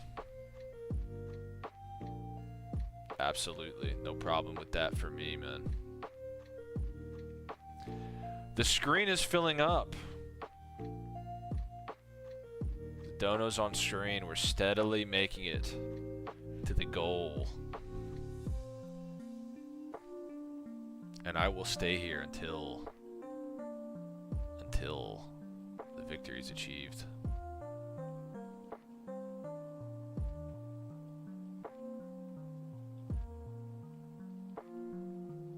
Did get to Rocky till I saw your videos. Yeah. I'm sorry about that if I spoiled shit, bro, but yeah, it's about the journey, not the destination. Yeah, those movies are great, and I definitely, you know, my dad showed me probably the first two as a kid, and those movies reintroduced themselves to me at a time when I definitely needed the motivation. And those movies have certainly paid me back for sure. And I hope this video, like I said, I hope this most latest one picks up traction. My managers graciously looked at the analytics and they feel pretty hopeful about this video, so I have every reason to believe that it should go over well.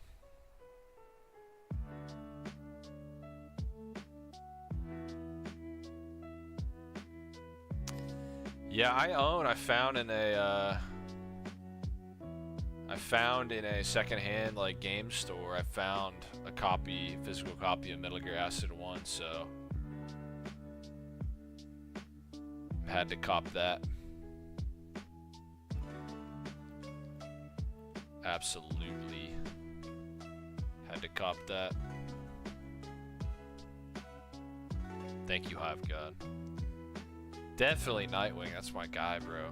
Nightwing would be way more also like forthcoming with his emotions for sure. I'm like, yo, man, how do you really feel about the Joker? You know, Batman would say some shit like, you just say some fucking overdramatic shit and I'd have to roll my eyes. Nightwing would be for real. Nightwing is just a real ass dude. And I'm really enjoying this, I'm really enjoying the Dan Waters Nightwing. I like it a lot.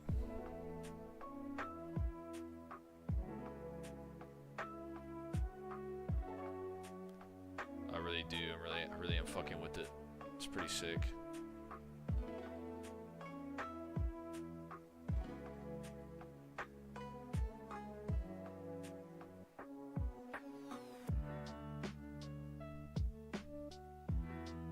Pretty freaking sick.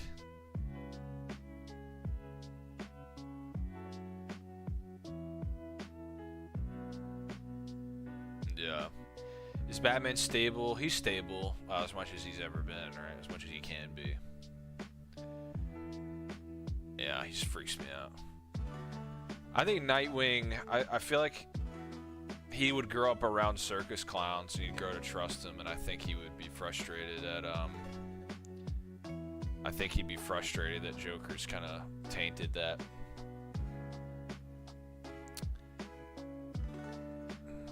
Happy I watched them. Mainly checked them out because your Vader versus Council video resonated. Sent me. Figured you made over other fire videos, even if I did see the movies. Thanks, bro. Appreciate ya. Appreciate it, absolutely. Yeah, listen. People don't know what I know, and I feel compelled to spread the word. So I feel about Rocky, so I feel about Darth Vader as well. It's gotta be said. Some of this stuff just has to be said.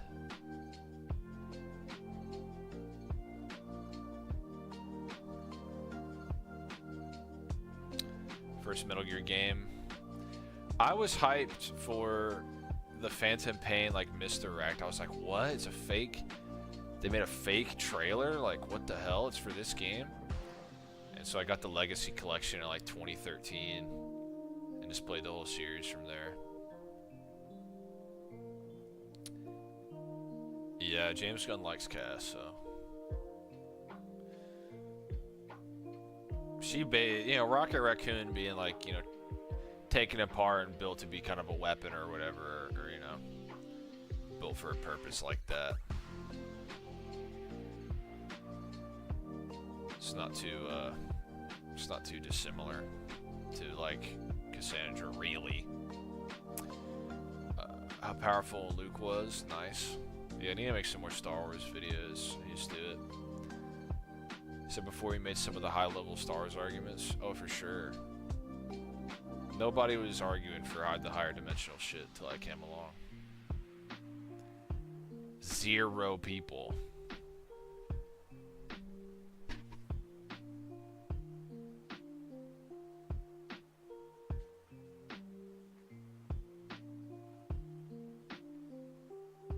Zero people. Do you like BioShock? BioShock Infinite was one of the first, like, PC games I played. But I didn't beat it. My parents are such boomers, bro. I was playing that game on the TV. And they came in, they're like, it's so violent. Why can't you play something else? Just super boomer. DCU statement. Destroying the Warlock. It's on the Guardians of the Galaxy 3 commentary when Warlock is fighting Drax. Or I think, just if you want to, and it is on the internet, and I'm pretty sure it might be on YouTube if you just look up Guardians of the Galaxy 3 James Gunn commentary. If you looked at into Google, you'll find it for free. Like, it's not pirated or nothing, I'm just saying it's out there. And it's just watch or listen or whatever. Starting at the point that Warlock attacks nowhere.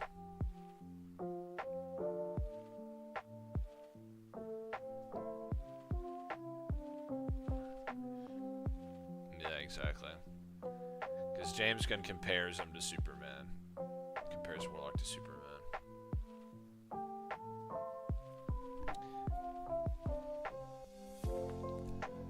Let's see some donos, boys. Come on. Almost there. Almost there to the screen being covered. That's what I'm waiting for here.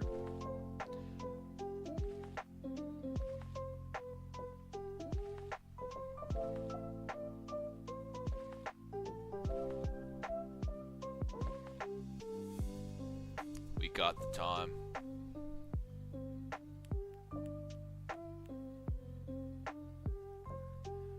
There's still time. Sam Raimi would make a great Batman movie. He could absolutely do that. He could absolutely make a great Batman movie.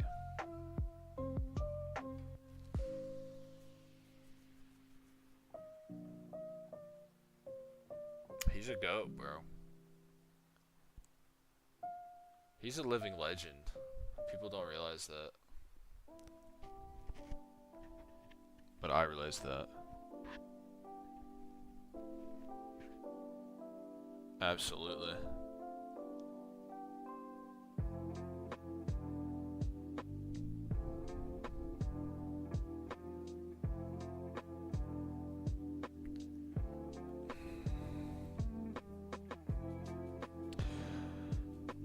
Thanks, bruh. Gold Taylor, legend.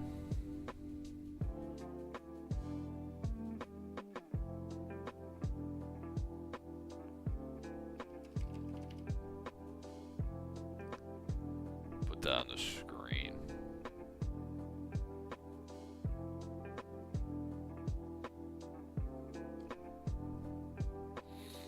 Thanks for the 5, Australian.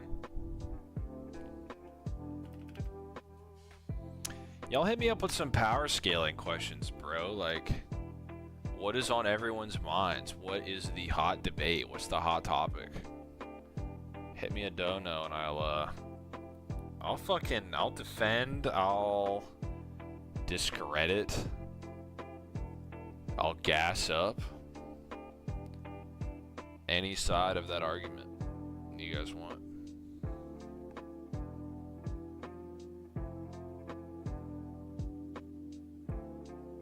Easily. And with impunity. Armstrong's alright. I don't think he's like a fucking remarkable villain. In terms of visuals, Daim's pretty good. I probably like Super Saiyan 4. I probably like the original version more. But I think that has a lot to do with just the latest one not having enough time to grow on me quite yet. Another $5 from Mona. Put you on the screen.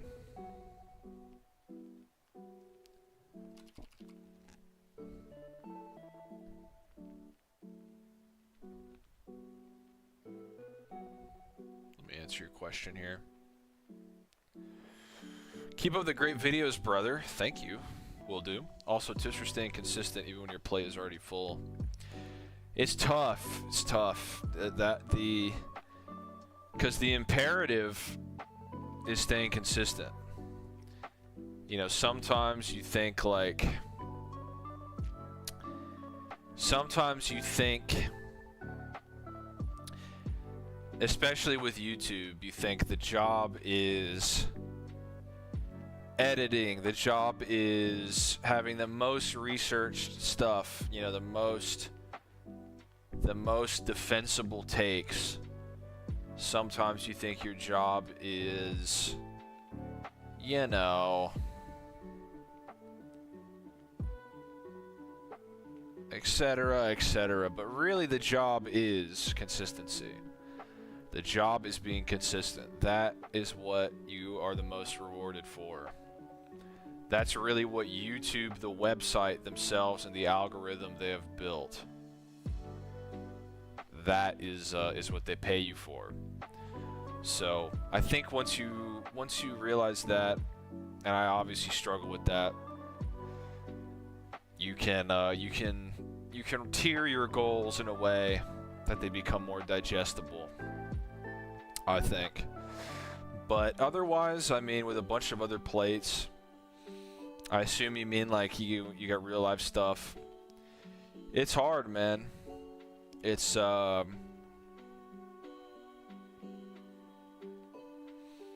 you know, it's basically you just visualization and keeping your eye on the ball, as it were. If this is most important to you, or really whatever you're doing, you have to make sacrifices, really. Something. You're spinning all these plates, you can only hold so much at one point. You have to be at peace with one of them's going to break. You know? And that's not to say that you have to suffer some catastrophe in your life to succeed necessarily, but you know, you can't succeed in every aspect of your life. It's never going to happen because nobody's perfect. It's an imperfect world. So you just have to pick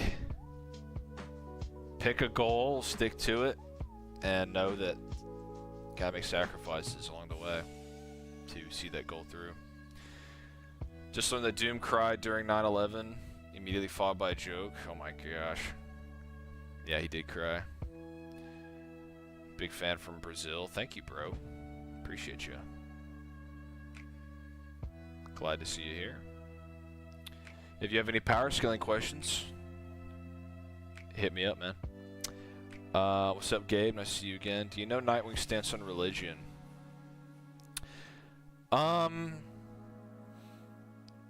Well, so when Chuck Dixon was writing him, he definitely, Chuck Dixon thinks, you know, Batman's a Christian. I think Batman is inherently a much more nihilistic character than Nightwing, and that is to say that, you know, if Batman is Christian, it seems to be pretty likely that Nightwing is as well. There's a few interesting things. I mean, there were times when Tim Drake tried reviving, or he was considering reviving Superboy, and I'm pretty sure his father as well, who was recently killed. He considered reviving in the Lazarus Pit, and Dick was like, what about their soul? You know? What about their soul? So he very much believes in his soul. There was a time there when Azrael pulled up, when the second Azrael, I think it was, and Dick was Batman, and he kind of tried to do like a religious test to Gotham. But yeah, I would say Nightwing is a Christian. I'd go that far as to say that. But with comics, they try, unless it's like very like Daredevil, they're never gonna get around it. But they very often try to just obfuscate that. Donna Troy, very interestingly, is like 100% Christian. Surprising considering, you know, the whole Grecian thing, but they gave her a one-shot, which is just very like heavy-handedly Christian.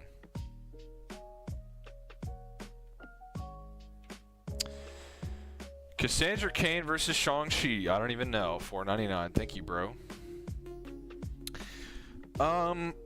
You know, I would say Shang-Chi would win simply because Marvel and DC have crossed over enough, even at this point, where you can draw pretty strong lines of comparison. And then, you know, at this point, Shang-Chi is probably the best Marvel hand-to-hand fighter at this point, and Cass cast really isn't. She's up there. I feel like you can maybe argue top 3, but Shang-Chi versus Shiva would be a lot closer, and current day Shiva, I don't see losing. I don't see losing to Cassandra at this point. Cassandra beat Shiva back in the day, but Shiva was like, I don't give a fuck. You know? Shiva soon after was like, I'm a completely different fighter than I was. Why is Donna Troy Christian? She has her faith in the Son of God. What can I say? Our Lord and Savior.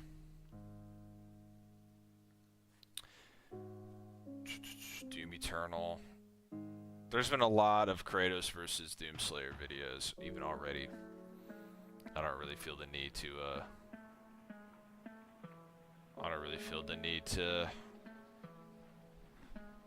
you know.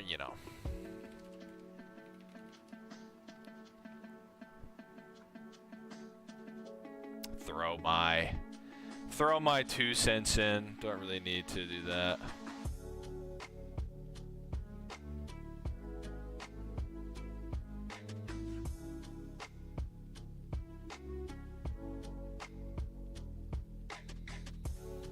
Mr. Incredible or Captain America?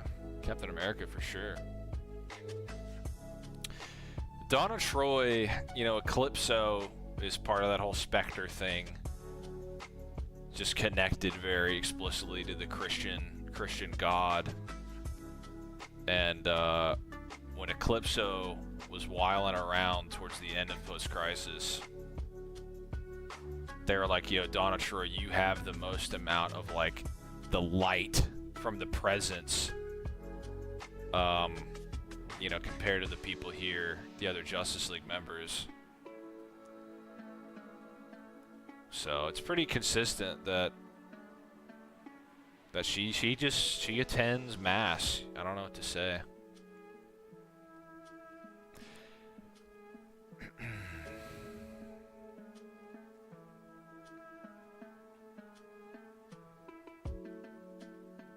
Yeah. I mean, there's probably more stuff I have personally taken the time to look into, like, those kind of subjects revolving Nightwing especially.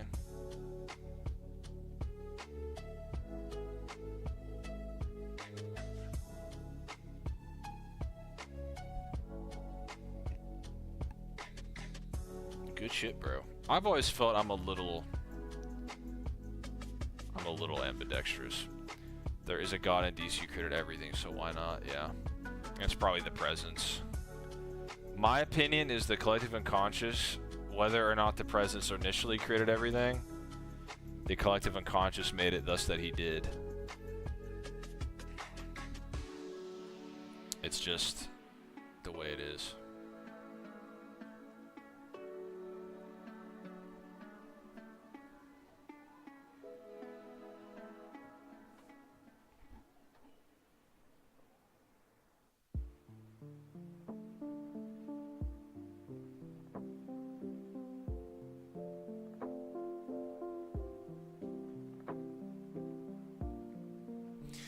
I think there's also there's some good writing implicitly to suggest that Nightwing is Christian.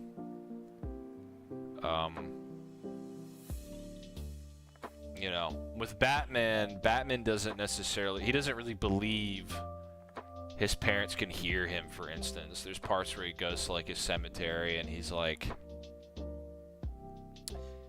you know, I want to believe you can hear me, but I just don't. But Dick has a different relationship with his parents.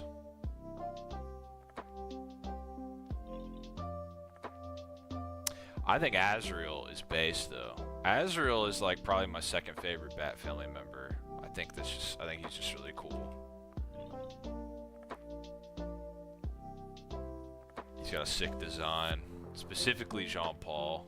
He's got really good scaling. Thank you again, Gold Taylor, for now the $10 Australian. Saiyans versus Viltrumites going around. Cook the Invincible fanboys. Bro. The Viltrumites, the strongest ones, are like multi-continental at best. Vegeta is easily blowing up 3 planets at once. You know, he's stronger than his dad by far by the time that he arrives on Earth. Even discarding that, he's just planet level blatantly with the Gallic gun. The whole fucking star shit, like, or what was it, some fucking crap they pulled out of their ass for Death Battle. You know, like, I don't even know what it was. I don't even know. No one had heard of it before or since then. Nobody was scaling that way. Yeah, Raditz is moon level, bro. He cooks. Raditz can tank moon level attacks. He cooks the fucking Viltrumites. Raditz solos the entire population of Viltrum.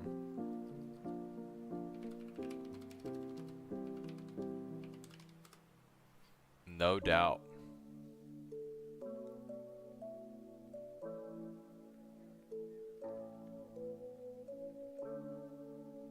Yeah, the solar, that's the stuff. Yeah.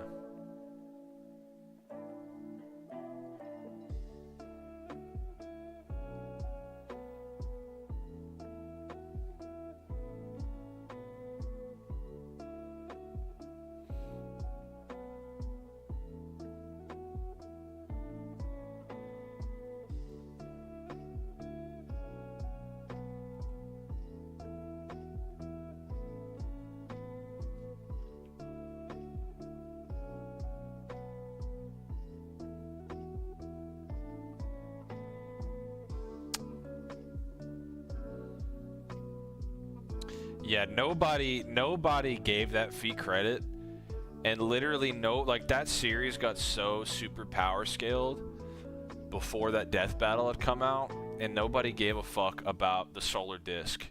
That was just some shit they pulled completely out of their ass. Very cringe, bro. Very cringe. Not good.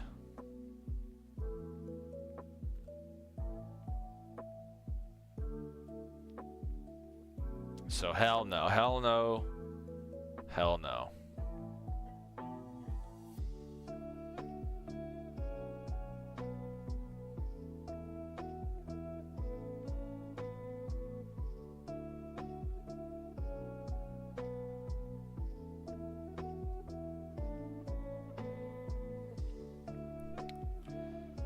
Span of a second of Viltrumite can be stronger for no reason. Yeah, no. It's just some bullshit. Literally nobody bought into it.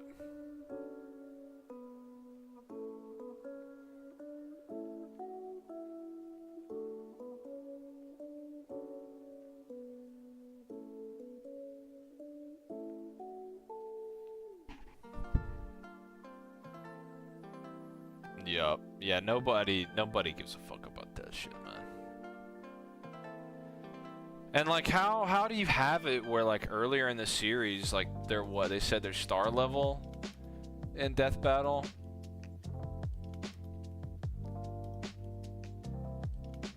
How is that possible if it took fucking 3 of them to blow up a planet at a weak point? Like, it's so cringe that they would say that, but you know, they think they're cooking, and I'm gonna be honest, they do have a hate boner.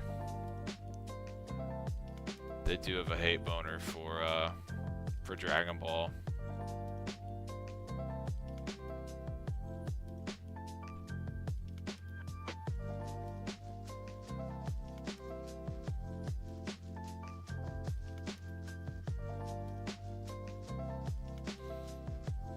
Yeah.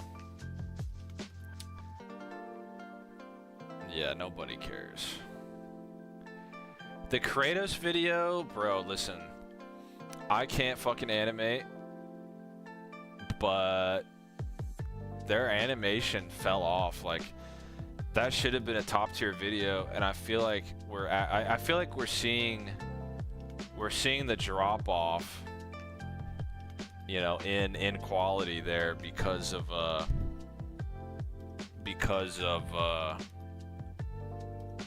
you know, them losing their shit, them getting fired or whatever, their company getting dissolved.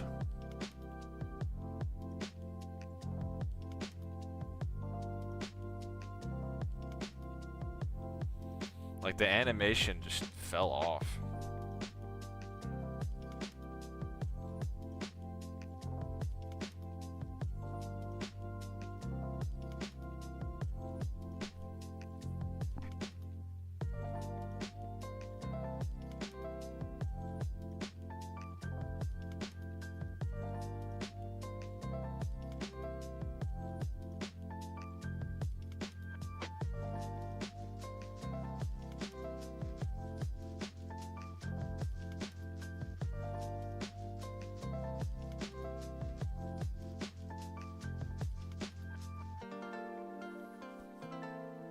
I mean, yeah, maybe some of the storyboarding was still good, but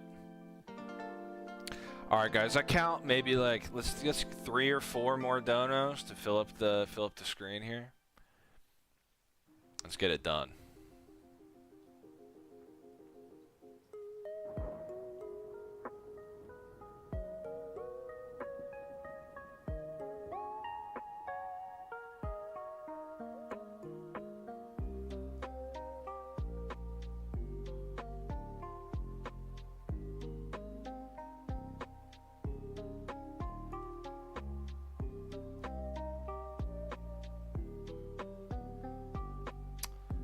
No, I don't watch the Sonic movies. I don't really care about Sonic.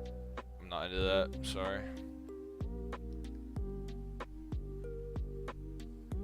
Gonna nip that in the bud right now.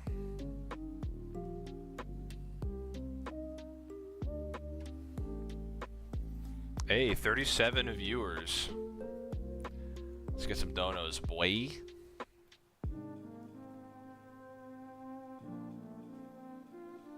The offer is still up. If somebody wants to donate $50, I'll go on.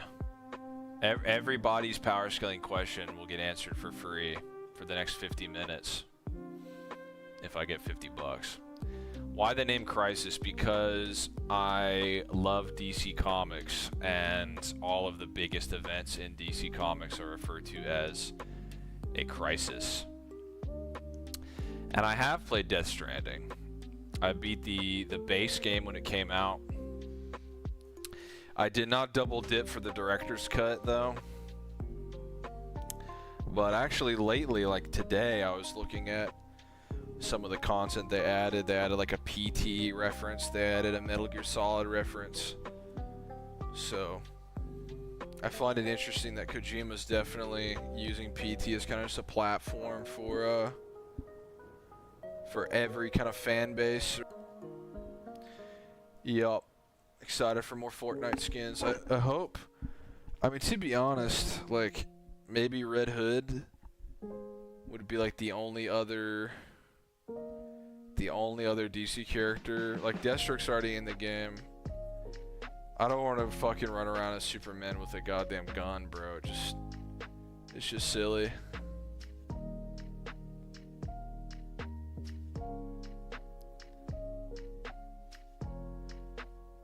Lost the Monster Energy drinks. Oh, really?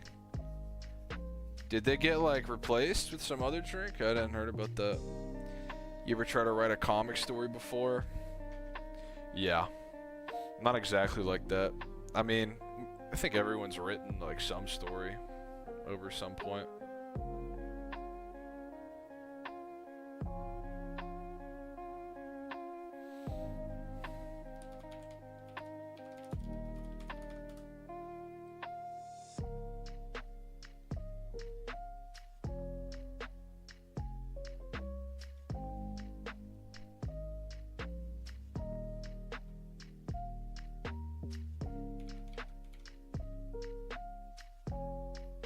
Generic brand.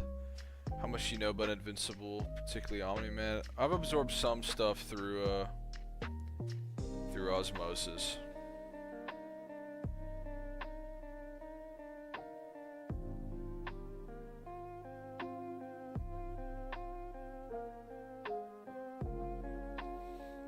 Some stuff through osmosis, but if you want to donate, Kleebol, like I know you have it in you, I'll answer whatever to the best of my ability.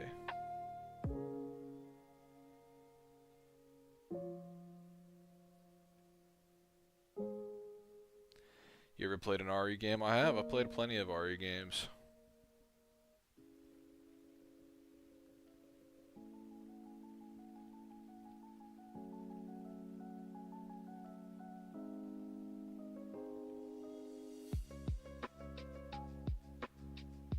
Plenty of them. Why does Death Battle keep getting battles wrong? I don't know, man. I'm just not sure if they have the juice. Spider-Man, thank you, Kleebolt, for the $5. Spider-Man 616 Parker versus Omni-Man. Spider-Man is not holding back. I think he dog walks Omni-Man. I think Spider-Man absolutely dog walks, bro. Fucking going all out Spider-Man can beat fucking Firelord, who was a Herald of Galactus. So there you go. If that doesn't get him above fucking piss-ass multi-continental with help and hitting a weak point, I don't know what will.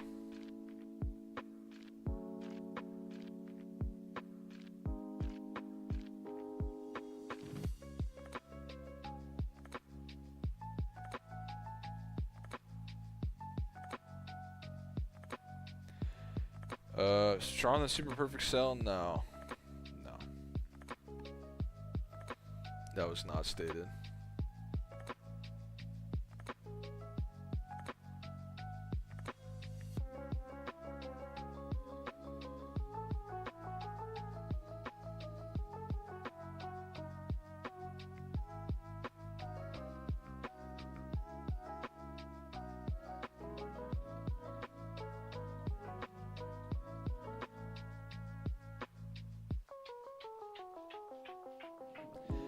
Death Battle hates Batman. They might, bro. They might just hate, like, they might just hate on the coolest shit. They might just hate Batman. Nightwing got a dub, though. So good on them for that. Good on them for the Nightwing dub. I'd power scale Leon, sure.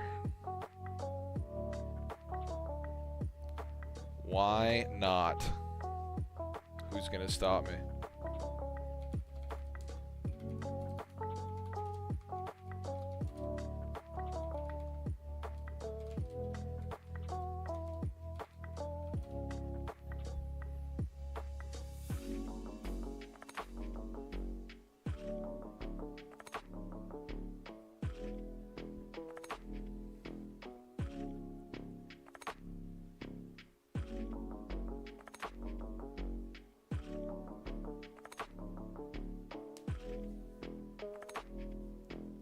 Yo, random guy, get his ass. How could he do that?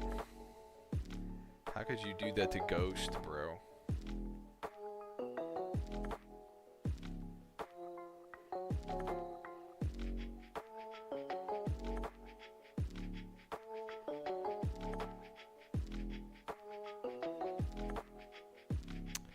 Lawful neutral? I'm fine with that. What's up, Karsus? Absolutely chilling.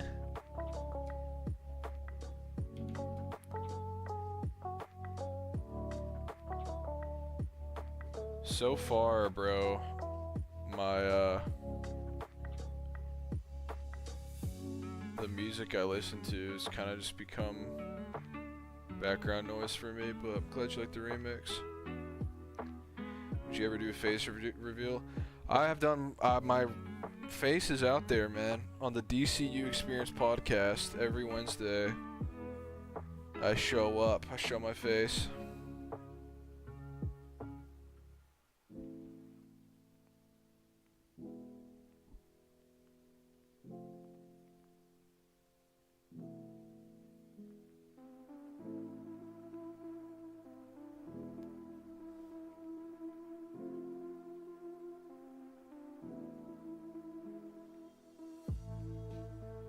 What's up, Seeing Red?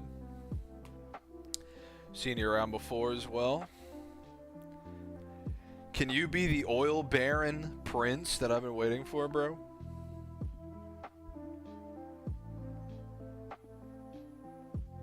I get paid tomorrow. When are you gonna stream again? I'll probably stream in like a few days, maybe 3 days from now, cause I'm gonna start writing my video I have planned for the Daredevil show. And you know, while I'm writing, in between the time it takes for me to write and edit and all that, in between that time I want to stream to give you guys some kind of content.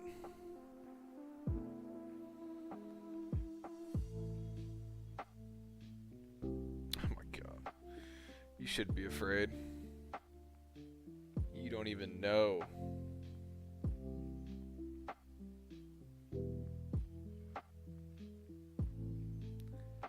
You don't even know why you should be so afraid.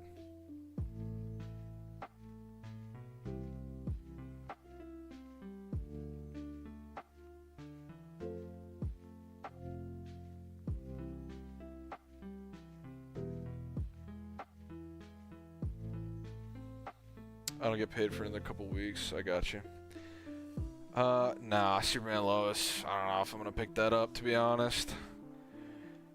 Kinda got lost on season 2. Just can't binge shit, man, or else it's like, it gets boring even if it's good. Can't watch 4 fucking seasons. I can't do that.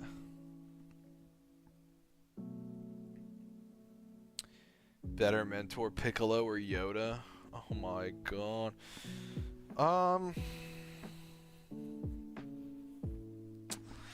I don't know. I think both of them kind of equally fail to understand some of their students. Obviously, Piccolo's only student is really Gohan. I mean, he helped Goten and Trunks a little bit, but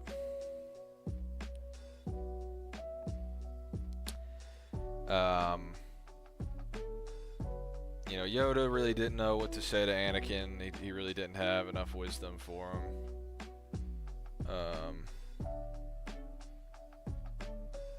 Yeah.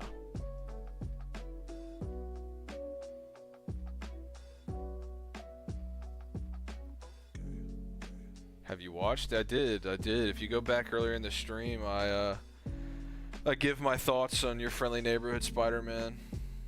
I think it's good. I think it does a lot of things right that the MCU Spider-Man got wrong.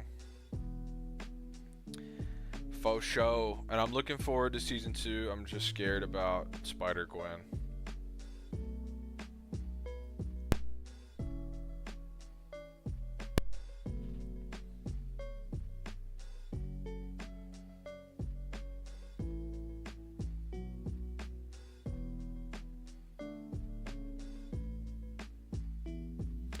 $4.99 from Karsus. I saw your and Keishi's reaction to Star Wars Theory. Yeah. Yeah, that's a throwback. It's been a minute. Yeah, that guy, the sequel hate has blinded his mind when it comes to power scaling, but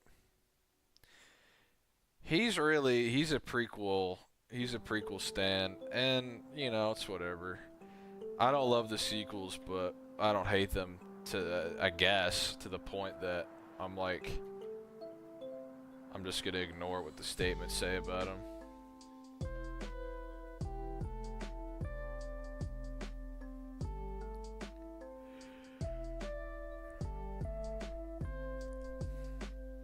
Nah, I got your sentence, bro. It's all good. Thank you for the $4.99.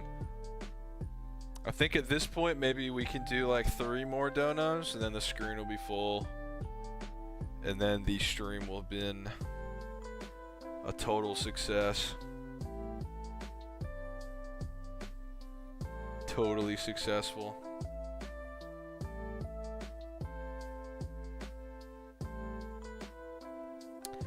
I love Smallville. It's sick.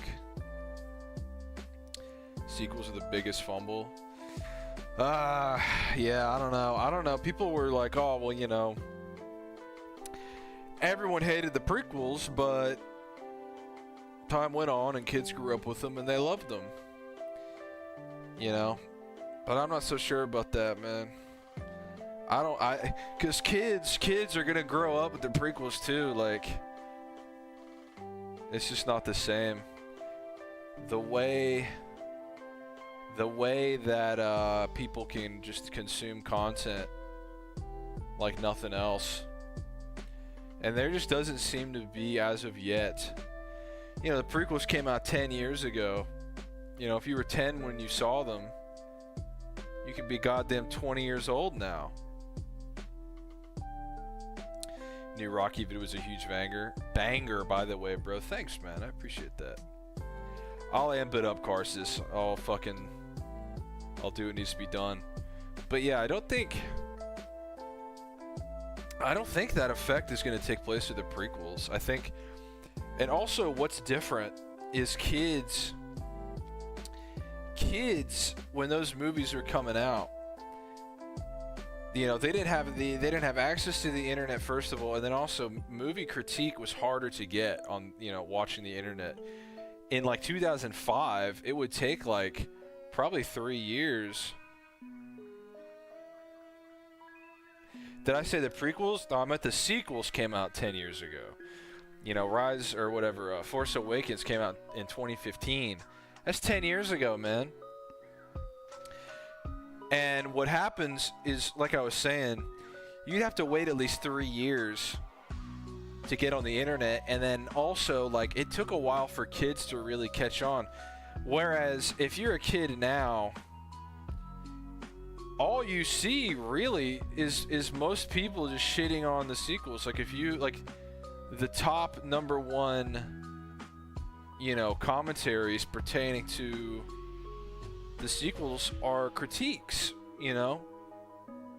And so the kids now are growing up and they're inundated with, yeah, that movie was shit, you know? So I don't know. I think that's a key difference when it comes to, like, the prequels versus the sequels.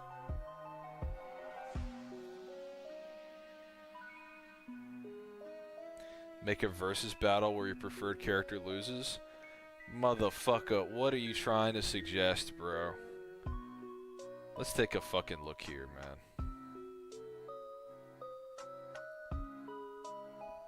Let's take a fucking look here. I don't like what you're suggesting. Okay. Let's look at the facts. Let's look at all my versus fights, okay? All my versus battle videos. Let's take a look.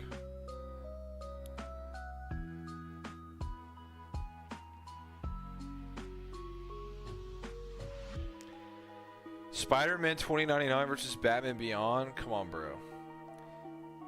I prefer Batman Beyond way more than Spider-Man 2099. John Wick versus the Batman? I forget who I says wins, but... yeah, I don't know. John Wick's really cool. I love John Wick.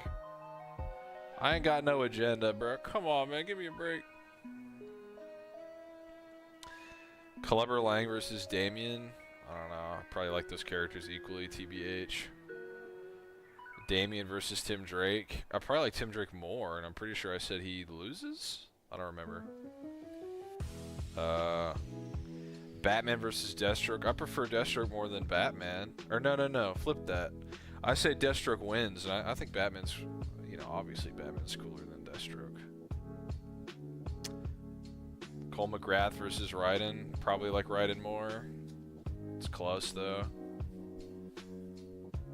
Yeah, come on, man. What are you trying to suggest? What are you trying to say, bruh?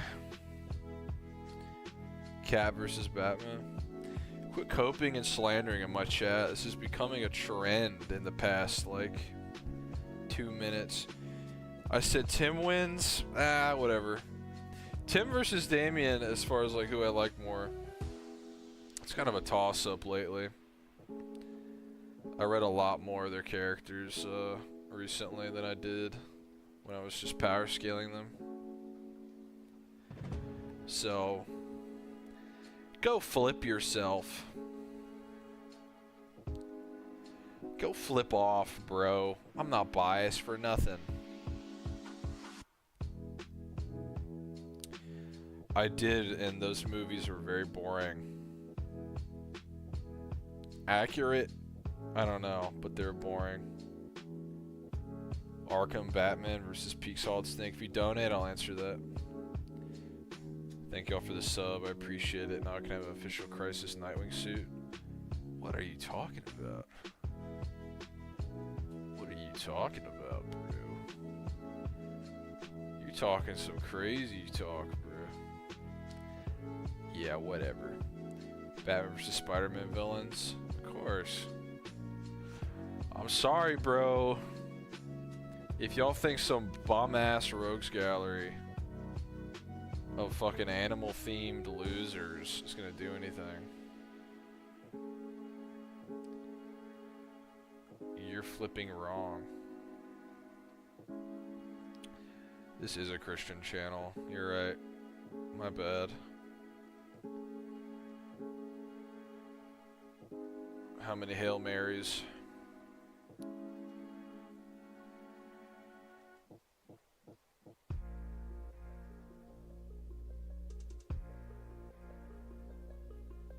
God, the Donkey Kong Country.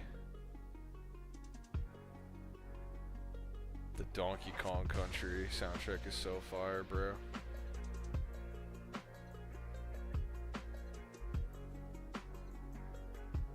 Okay.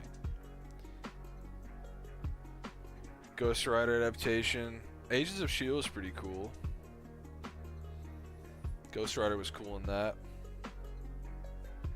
IMHO.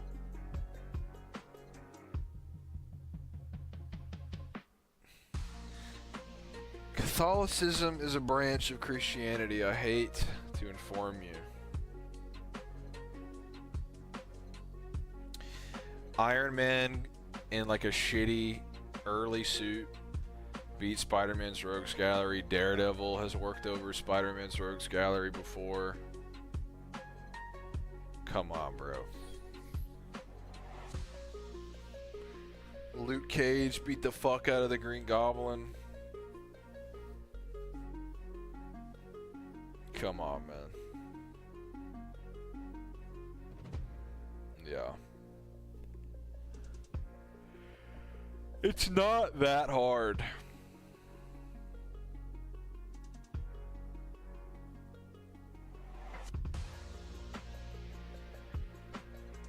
Yeah, I know what you mean.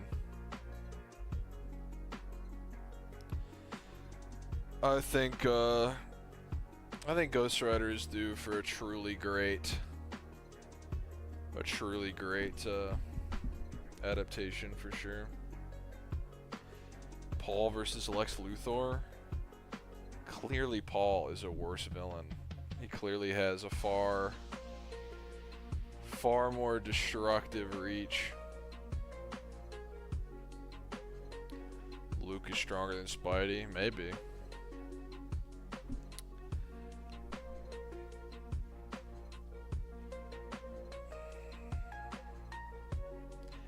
Let's see a dono, boys. If I had a bell, like a bellhop, ding ding ding, it's dono time. Yeah. I mean, people see, they're like, oh, well, Spider-Man's villains, you know, they can threaten Spider-Man. But most of the time, it's kind of contrived. Like, he's holding back, you know, how it goes. Could the Prime MCU Avengers handle Ghost Rider? Agents of S.H.I.E.L.D. Ghost Rider? Probably.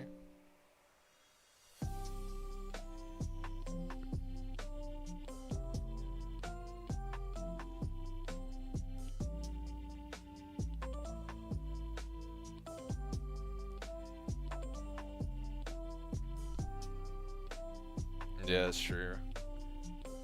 Mephisto is probably like the only Spider-Man, Rogue, Batman couldn't just fucking mollywop easily. TBH. And that is Spider-Man's greatest foe. It ruined his fucking marriage.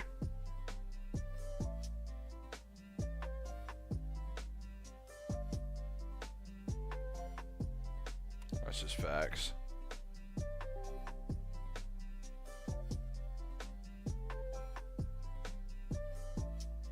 Let's go. $1.99 from Carsus. Appreciate it. Do you think No Way Home is a good movie? You know what? I do. I do think it's a good movie. I think it is very flawed in that Marvel Studios clearly could not adapt to, they could not adapt their format to COVID in a way that was not like brutally obvious.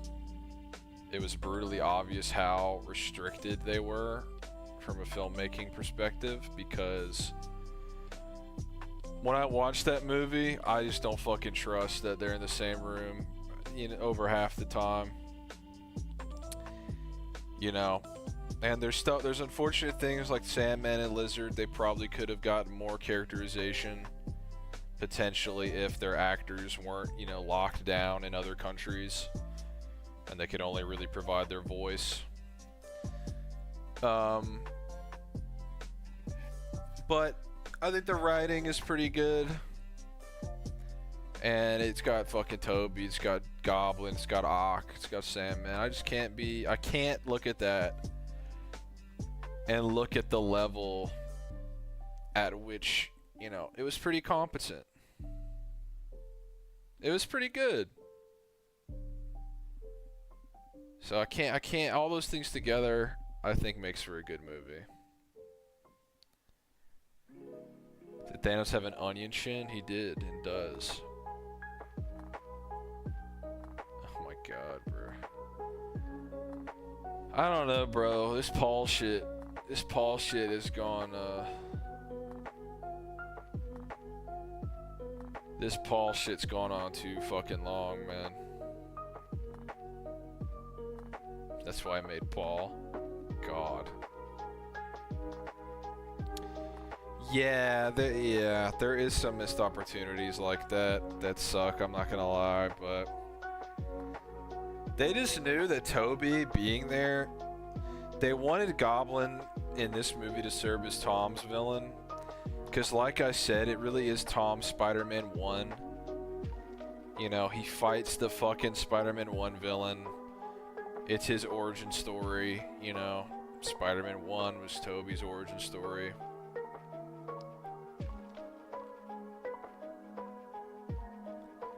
So no.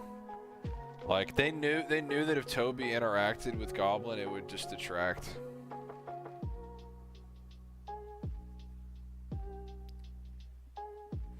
Listen, bro. Toby probably just wanted to be like, it's more important.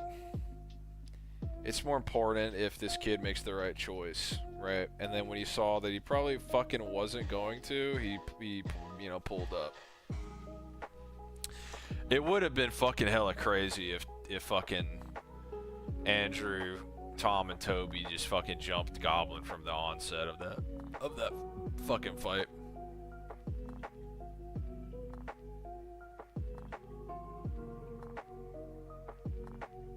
That is pretty intense.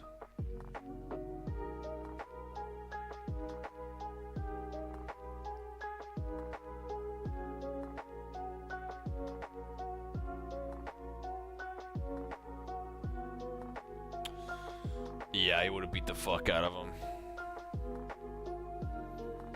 Toby just fucking beats the fuck out of everybody, man. It's facts. Deathstroke versus Deadpool. Yeah, I don't know. I feel like Deathstroke with like his peak armor and swords could probably just fucking cut Deadpool's head off and just kick it really far and be done with it. Yeah, I mean, Norman and Toby like look at each other, that's pretty much it. Yeah. Yeah.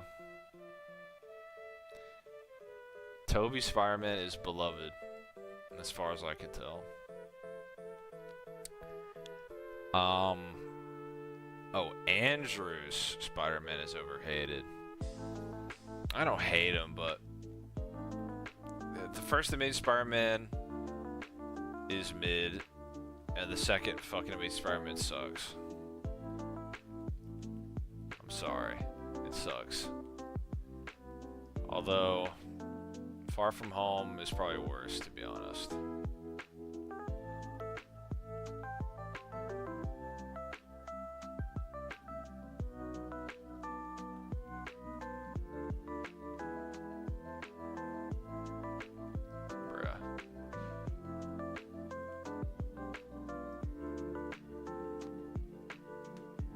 Wanted to see them jump him, bro. That would have been crazy. I don't know. People would probably start fucking laughing in the theater if they just all started beating the fuck out of him. If Goblin somehow, like if they filmed that, right, Goblin would inevitably have to be in there. He'd have to do some damage to the Spideys, and if he managed that, then that's just fucking cracked, bro. That would be crazy.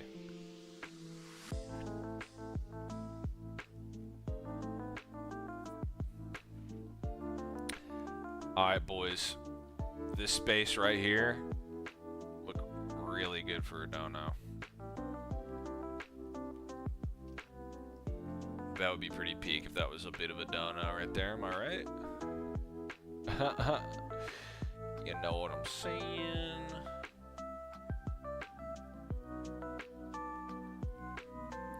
It's been a pretty long stream. Somebody be the one. Donate the last donation of the stream, and you'll be the star of the show.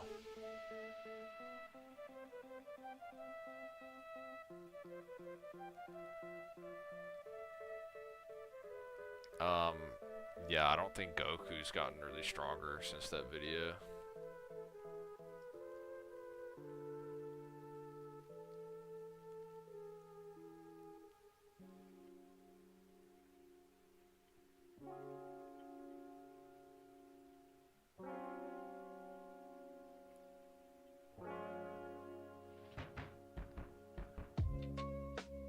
Yup, listen to Isa, bro. Isa knows what's up. I want it to be a good one too. Do some really solid... Yeah, my Fortnite addiction. I'm gonna log on right after this. Give me a really solid power scaling. I want to go in the weeds there. $2 from Sergeant Anthony. Appreciate you. I think there's somebody in the chat. I really do. I think there's somebody in the chat who's got like a bomb they're willing to drop in the form of a donation. I'm gonna save this space for a true bomb. A spirit bomb, a Genki Dama. They can gather dollars from all across the world.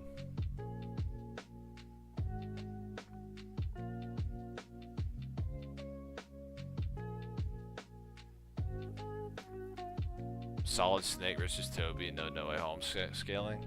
Hey man, for $20, I'll give you the best goddamn. I'll give you the best goddamn Solid Snake versus Toby, no way home scaling breakdown that could ever be said.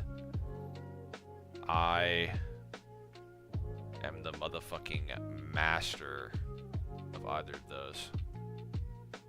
I don't have money, but I'm willing to capitalize and leech off of a big dono. I hear ya, bro. I feel that. Somebody's out there listening. They have it within them.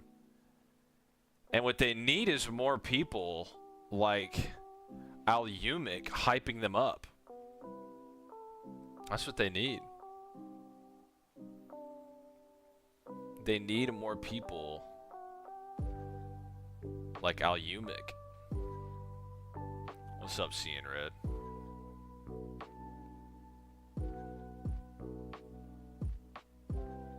You a Daredevil fan? I love Daredevil. Daredevil is probably, unironically, just the Marvel GOAT. I'm not gonna lie. He's just the best written comics. Most consistent, most like genre defining. I think he just is the Marvel GOAT. I'm not gonna lie. Spider-Man will always be like the most recognizable and like the most iconic, but Daredevil has probably like the best shit just written in Marvel. Unequivocally.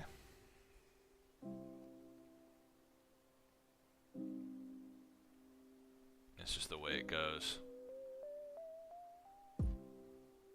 Favorite Dragon Ball intro? I don't know.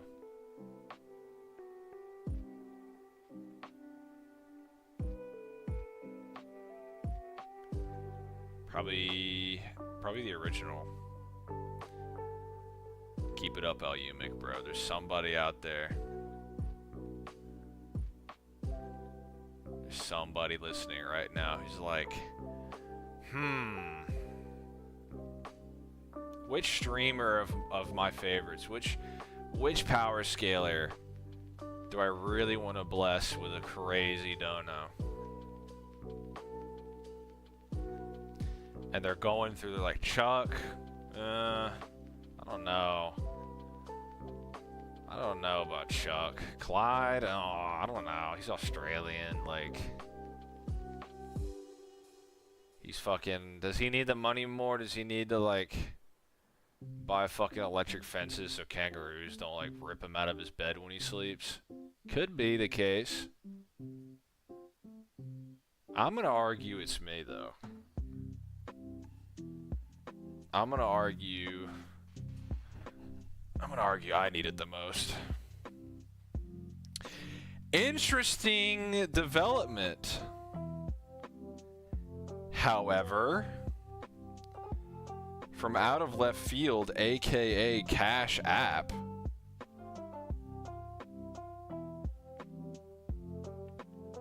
Caleb Roberts, put that on the screen, my boy. That's a healthy dono. And then Dan Fern as well.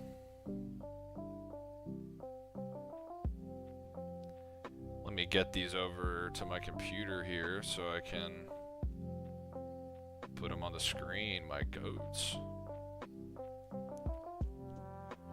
Sometimes it pays off to have that linky link right there.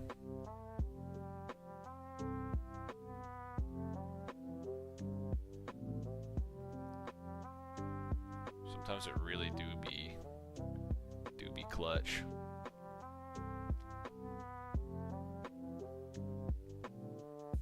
I do have a cat to feed, that's true. I'm pretty sure every other power scaler is like some like social pariah who just 100% maxes out on power scaling. Like that's all they fucking do. I'm not like that, bro. I got other shit. Dan Fern, Powerpuff Girls versus Snyder Batman. I'm pretty sure the Powerpuff Girls are like planet level. Let me take a look at their versus battle wiki. FTO plus, only island level? That's bullshit. Ain't no way. Ain't no way they're only motherfucking island level. Okay, him from Powerpuff Girls is fucking star level, looks like. Small star. Ain't nobody gonna tell me, bruh, that the fucking Powerpuff Girls don't even somewhat scale. Don't even somewhat scale to star level. Okay, so Versus Battle Wiki says that when all of them combine... Okay, Blossom and Bubbles combining their attacks harmed and enhanced Mojo Jojo, whereas their individual attacks had little effect. So listen, dog, all three of them, I'm just gonna go out and say they fucking scaled the star level him. I don't give a fuck. Versus battle smoking crack. There ain't no way they don't scale to him at all, bro. Ever. Give me a break. So 3 FTL plus motherfuckers. I think they could fucking punch Batman in the head. That's my feeling. That's my feeling. Now, this is a legend. Caleb Roberts here. Tobey Spider-Man versus Captain America MCU. I'm gonna go ahead and because I think this is the ultimate. This is the highest dono of the stream, and he sent it straight to Cash App. It's pretty crazy. I'm gonna go ahead and say I'm gonna go ahead and judge both.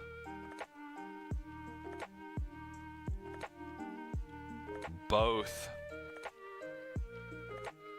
Captain Americas. So against Steve, here's the bottom line, is no matter how you slice it,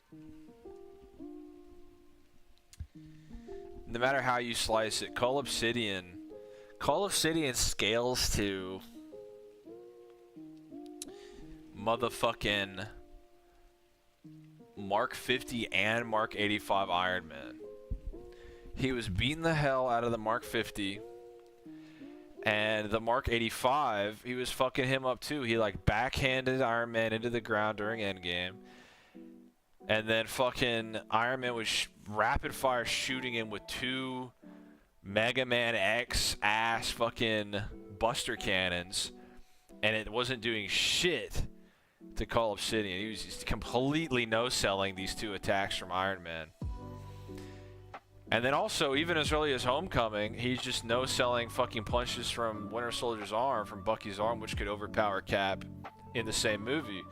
I think he was just holding back on Cap severely, in addition to the fact he didn't even know how strong he really was, because as we see in Homecoming, he's able to perform physical feats that he didn't think were possible at first. Once he's like, I'm fucking Spider-Man, I don't need the suit, fuck that, I'm more than that. So he beats the fuck out of Steve Rogers, I'm not gonna lie. It's like once he's mastered his spider sense, Tom beats the fuck out of him. And Tobey beats the fuck out of Tom Holland. Sorry. Tobey beats the fuck out of him. He completely no-sells a bloodlusted attack from Tobey. Goblin beats the fuck out of Tom in the condo. Tom in the script is not pulling his punches. He's going all out. He's already mastered his fucking precognition and spatial awareness abilities. It don't matter, bruh. It just don't matter. Goblin didn't give a shit. Goblin also at that point hadn't fucking enhanced his armor at all. That is literally Spider-Man 1 Goblin with actually less armor. His fucking face is unarmored. And it no-sells, going all out strikes from Tom Holland. Tom Holland's wearing fucking Stark Tech on top of Stark Tech. And he got completely ran through. No difficulty. In literally every fucking capacity. He got out-skilled, he got out-strengthed. He got completely fucking embarrassed. So, I don't know what the hell Cap could do to Tobey. Just ain't no way. Now, against Sam Wilson, here's the thing. If Sam Wilson, if I could control him and make him do like the most optimal combat techniques possible, he could beat Tobey. It's possible. Not gonna lie, he has win cons. Maybe he could slice him with Vibranium. He could stab him, maybe. The thing about it, though, is Red Hulk's only feat is fighting Sam, and so far, there's nothing to say he's equal to Hulk. There's literally no official, no nothing. Alright, so here's what happens, status. Here's what happens. Is Tom gets bloodlusted. So he's like, because he says, I'm gonna kill you myself against Goblin.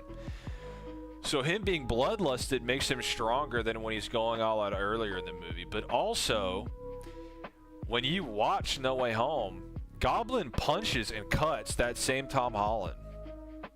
And he's fucking laughing and shit while he's doing it. And then after Tom, quote-unquote, beats Goblin, the script says that Goblin's laughing for fucking more, bro. It legit says he's laughing for more. He's begging for more, bro. Goblin ain't done. After Tom, like, goes fucking bloodlusted and just unloads on him. And fucking Goblin scales to bloodlusted Tom. So no, he didn't get stronger in the movie. He got bloodlusted, which brought him closer to Goblin. But Goblin still scales to that Tom. And Goblin, after fucking Tom, like, unloads on him, is still, like, in the fight, basically. So Goblin didn't get so much stronger. What makes you believe Goblin got stronger? Goblin didn't get stronger. The fuck? Goblin doesn't even fucking have a face mask on the whole movie. And he even by the end, he tanks fucking bloodlusted punches from Tom Holland to the bare face. Come on, bro. So no, but the thing about Sam Wilson is he fights like a dumb fuck. Because whenever, for whatever fucking reason, he fights dudes in close quarters, he never uses his wings efficiently. He doesn't. The most he does is, like, against Walker, he'll, like, use his jetpack to embolden or whatever, to amp his, like, flying knees and shit, you know? So he, in character, Sam's gonna, like, fucking fly up to Toby, or he's gonna fly around and then Toby can just fucking pull him in. Toby's also got precog. He beats the fuck out of Sam Wilson Cap. I'm not gonna lie. No. Iron Man, it's stated that Thanos in Endgame was just holding back on everybody there, so no. No. Also, it's not even true because Thanos beats the fuck out of Iron Man. He breaks the armor apart. At no point does Thanos break the Iron Spider armor. It's just not an outlier. In fact, Tom saves Iron Man from Cull Obsidian in both movies, in Infinity War and Endgame. It's definitely just not a fucking outlier. 100%. I don't know what the MCU wiki says. Goblin from No Way Home is the same up until he's teleported in, and then he has, like, a new life, right? So he is a variant, but his power level, everything, is canon up until when he was pulled from Spider-Man 1. Yeah, he fights fucking Goblin, who can fly around. He has the aerial battle with New Goblin. So no, yeah, like, Sam is just not as skilled as he really could be with his vibranium wings. Would Steve with the hammer beat Toby? Yeah, for sure. For sure he would. Steve with the hammer is super, he's super top tier in, like, the MCU hierarchy. He's really up there. But with that said, the screen is covered, so, and we've gone on for almost 3 hours now. Thanks everybody for pulling up. Anybody can become a channel member, and you get access to you get to rewatch all the live streams I've ever done. They're all in the Discord server, where you can also chat with me at any point. I talk about all the new video games, all the new shows, everything. So, thanks for stopping by. Thanks for all the donos. Thanks, I'll go through the list here. Tortoise, Sergeant Anthony, Spootbo, Big Fella, King J, Professor Fiction, Mona, Sunday Page, Gold Taylor, Carsus, I don't even know, Klebold, Dan Fern, and Caleb. Thanks, everybody. You are correct, iCerial, and that is the way it is. But yeah, you can see I have various videos scaling. Every Toby video I've done pretty much talks about that and explains why that's pretty cool. So anyway, talk to you guys later.